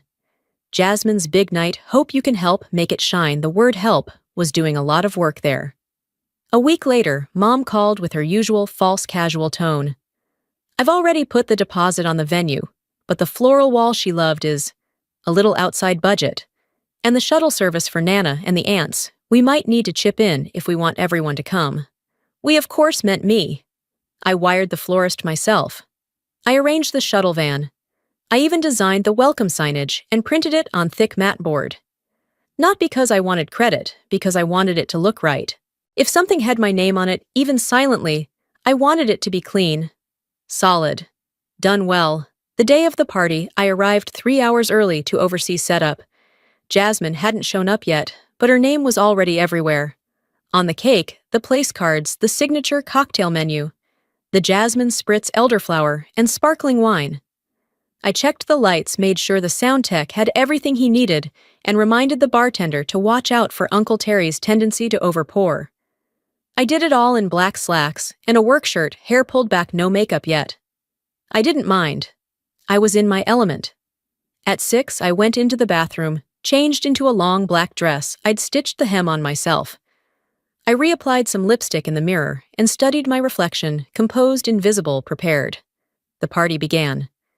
Jasmine floated in like she'd descended from a TED Talk stage. Beige pantsuit hair, curled soft voice, at the perfect pitch to be heard, but never harsh. She greeted each guest with a hand on their arm and a high-gloss smile. Even I had to admit she played the role well. By the time dinner was served, I'd melted into the background. I'd chosen the layout. I'd designed the centerpieces. I'd confirmed the steak doneness with the chef myself. And yet when Jasmine raised her glass to thank everyone who made tonight possible, she didn't look at me. And then came Mom's toast. To Jasmine, she said, for being brilliant, focused, and such a light in our family. Cheers erupted. And to Rowan, she added, for always helping. For lifting chairs, for fixing outlets, for always being there when we need a strong back. They laughed. That time, I didn't smile. I looked down at the linen napkin I had folded that morning and made a quiet promise. This was the last thing I'd ever build for them. 2 weeks before Jasmine's party, I'd installed the final light fixture in the living room of the house I'd been rebuilding for 10 months. A blackened steel chandelier, hand-forged in a small shop outside Asheville. It cast shadows like tree branches across the walls when lit. I'd saved it for last. Some people frame a diploma. I hang weight in silence. The house sat at the edge of a gully in Clarkston, an abandoned craftsman from the 1930s, stripped down to her bones and left to rot. I'd found it during a routine drive between job sites. Most people saw a liability. I saw possibility. I bought it under an LLC. No one in my family knew. Not Jasmine, not Mom, not even the cousins I still tolerated at Christmas. I didn't post about it. I didn't brag. I just worked. Weekends, nights, holidays, hours, spent rewiring, reinforcing, restoring. Every nail, every archway, every slat of reclaimed pine flooring, I touched it all. I rebuilt the home the way I wished I'd been seen. Not flashy, not loud, but precise, strong, and impossible to ignore if you really looked. I lived in a small rental during that time, no AC in summer, no heat in winter. I kept the house project quiet, not because it was a secret, but because it wasn't theirs. I didn't want their opinion. I wanted peace. By the time Jasmine's party came around, the house was ready. I'd spent that very morning on my hands and knees, cleaning grout lines in the powder room, wiping the last traces of construction dust from the marble backsplash. They were toasting Jasmine's glow-up in a rented rooftop bar. I had just sealed the final coat of tung oil on a hand-built library ladder. And yet, in their eyes, I was still the one who helped lift chairs. It was funny in a bleak kind of way. They had no idea what I was really building, and I had no intention of showing them. Not then. Not ever. I threw the housewarming 2 Saturdays after the party. The guest list was short. My crew, a few engineers I'd met through city inspections, a local artist I'd collaborated with on ironwork, and 2 of my former clients who'd become quiet, steady friends. I invited Zoe too, my cousin on Dad's side, the only one who ever asked how my projects were going, without turning the conversation back to herself. There were no speeches, no photographers, just jazz on the speakers, lemon cake on the counter, and barefoot people walking across floors I'd sanded until my arms shook. Someone brought wine. Someone else brought gardenias. The woman I'd hired to design the landscape plan stood outside for nearly an hour, tracing the symmetry of the stonework with her eyes. Zoe brought a Polaroid and snapped pictures without asking doorframes, beams the light catching the grain in the butcher block countertops. "This is insane," she said softly, flipping through the prints. "You built this." I nodded. She didn't ask why no one in the family was here. She wasn't naive, just respectful. 3 days later, Zoe posted one photo, a wide shot of the great room, with the caption, "When a house is built with love and rage, you can feel both in the walls." She tagged no one, but someone must have seen. Because by noon the next day, I had 12 missed calls. 4 from Mom, 5 from Jasmine. The rest from unknown numbers I could guess were aunts. The texts came faster than I could delete them. "Rowan, why didn't you tell us? We're coming to see it this weekend. Works right. Your sister is crying." I left my phone face down on the workbench and went back to regrouting a client's kitchen tiles. They hadn't asked before. Not once. Not when I disappeared every weekend. Not when I stopped answering questions about fixing up little things. Not when I missed Thanksgiving to install new subflooring in the kitchen. Now they wanted in. Not because they missed me, but because they missed the chance to claim it. They showed up unannounced the following Sunday, Mom's car in the gravel drive, Jasmine's sleek silver SUV behind it, both parked like they belonged there. I had just come back from the lumberyard, arms full of cedar boards for a client's deck restoration. They were already on the porch, tapping their phones, pretending not to be irritated at the heat. Rowan Mom called like we were still at some neighborhood block party in 1998. We've been waiting almost an hour. Jasmine stood brushing imaginary dust from her blouse. Zoe showed us the photos, she said. This place is incredible. Why didn't you say anything? I didn't answer. Just walked past them, unlocked the door, and set my boards inside the entryway, without inviting them in. Mom stepped closer. We'd love a tour, just a quick look. I mean, it's family. I closed the door behind me, leaving only the screen between us. When's the last time you asked me what I was working on? I asked quietly. She blinked. We ask about your work all the time. No. You ask if I'm keeping busy, if I'm staying afloat. But never about what I'm building, never about what I love. Jasmine crossed her arms, that tone already forming in her throat. Don't make this about feelings. You always do this. I looked at her then. Really looked. No, I said, calm and slow. You do this. You show up when it's finished. You want the credit without the calluses. They didn't like that. Mom tried the wounded tone. Jasmine narrowed her eyes. We're proud of you, Mom offered. You're surprised I corrected, and maybe a little annoyed that you weren't part of it. They stood there quiet now. I could see Jasmine glancing past me into the house, eyes flicking from room to room, like she was trying to inventory it without crossing the threshold. You're not coming in, I said. What, you heard me? Rowan, come on, Jasmine snapped. It's just a house. No, I replied. It's mine. Then I stepped inside and closed the screen. This time, I didn't look back. The next morning, Jasmine posted a carefully filtered selfie, her eyes a little red, no caption, just a heart emoji. Mom commented, with family is everything. By noon, my phone lit up with texts from relatives I hadn't heard from in years. Aunt Marla asked if I was going through something. Cousin Brielle wrote a novel-length message about grief and forgiveness. Even Uncle Tom chimed in saying he hoped we could all heal from this family fracture. Not a single one asked what really happened. Because Jasmine and Mom had already rewritten it. In their version, I'd become cold, isolated, maybe even unwell. They dropped phrases like, ever since Dad passed, and she's been distant painting themselves as hurt, bewildered, trying to reach out. They always knew how to make silence look like cruelty when it came from me, and self-protection look like betrayal. At first, I stayed quiet, let them spin their version in circles. But then Zoe texted.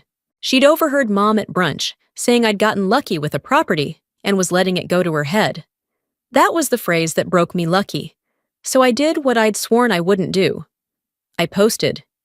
It wasn't dramatic. Just a quiet before-after series on Instagram. The house stripped bare.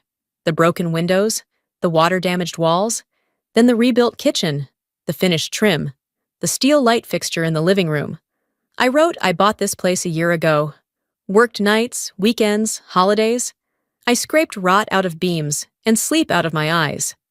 I didn't do it for applause. I did it because building things saved me when nothing else did. Some people wait to be seen. I stopped waiting. Within an hour, contractors I'd worked with shared the post. A local architecture page picked it up. By the end of the week, it had over 2,000 likes and dozens of messages from strangers, from tradespeople, from young women in hard hats, saying they knew exactly what it felt like to be underestimated by your own family. Mom never commented, but I saw her name on the viewers list. Jasmine, on the other hand, showed up. Not online, in person. At one of my job sites. I was kneeling on the floor of a mid-century kitchen in Decatur, aligning new cabinetry, when I heard her voice behind me. Rowan, she said, soft but controlled. Can we talk? I didn't look up. You found the address through the permit filings. She shifted awkwardly. Zoe mentioned which neighborhood. I just wanted to see you. I stood, wiped my hands on my jeans, and finally met her eyes. She looked different. Not disheveled, just unarmored. No curated hairstyle, no filtered glow. She seemed smaller without the room clapping. I saw your post, she continued. It was impressive. I nodded once. Thank you. There was a long pause. She glanced at the cabinets. You really did all this yourself, most of it. More silence. Then, with a rehearsed smile, maybe we could start over. I'd love to see the house sometime. I leaned against the counter, arms crossed. You had 29 years to ask about my work, I said quietly. 29 years to show interest, to say anything besides, can you fix this? Or can you carry that? Her mouth tightened. Don't be dramatic. There it was. That old word lobbed like a pebble into a well. You don't get to say that anymore, I said. Not after everything.